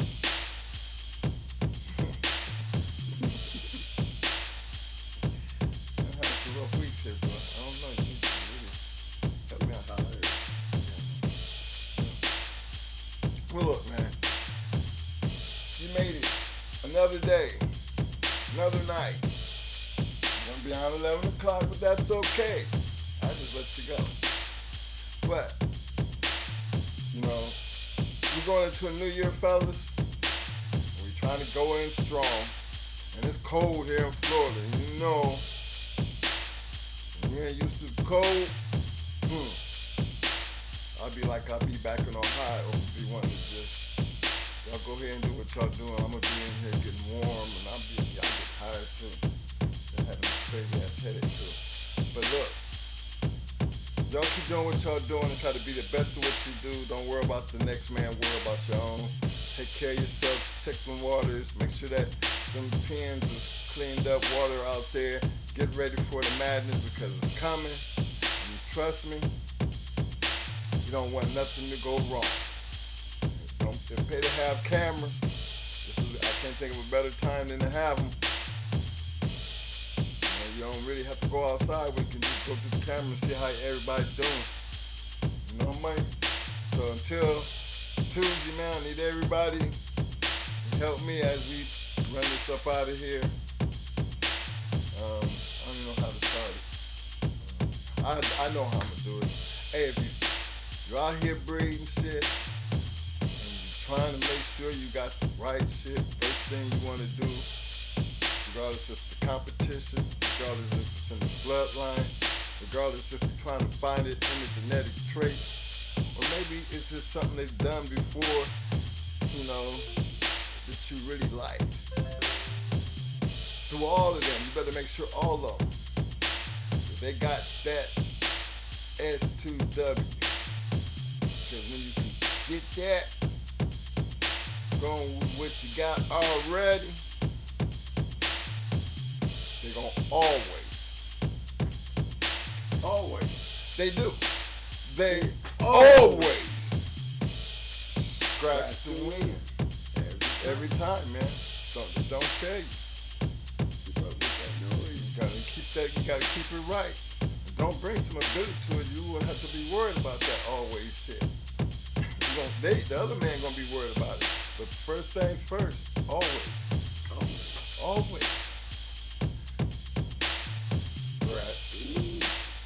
That's it. Till then, till Tuesday, man, y'all enjoy the weekend. Stay safe. Welcome to the new year. Let's get this party pumping. And we roll out. What's the dog of the night, Mo? Get it up there, get it up there. Let's see. Who I have?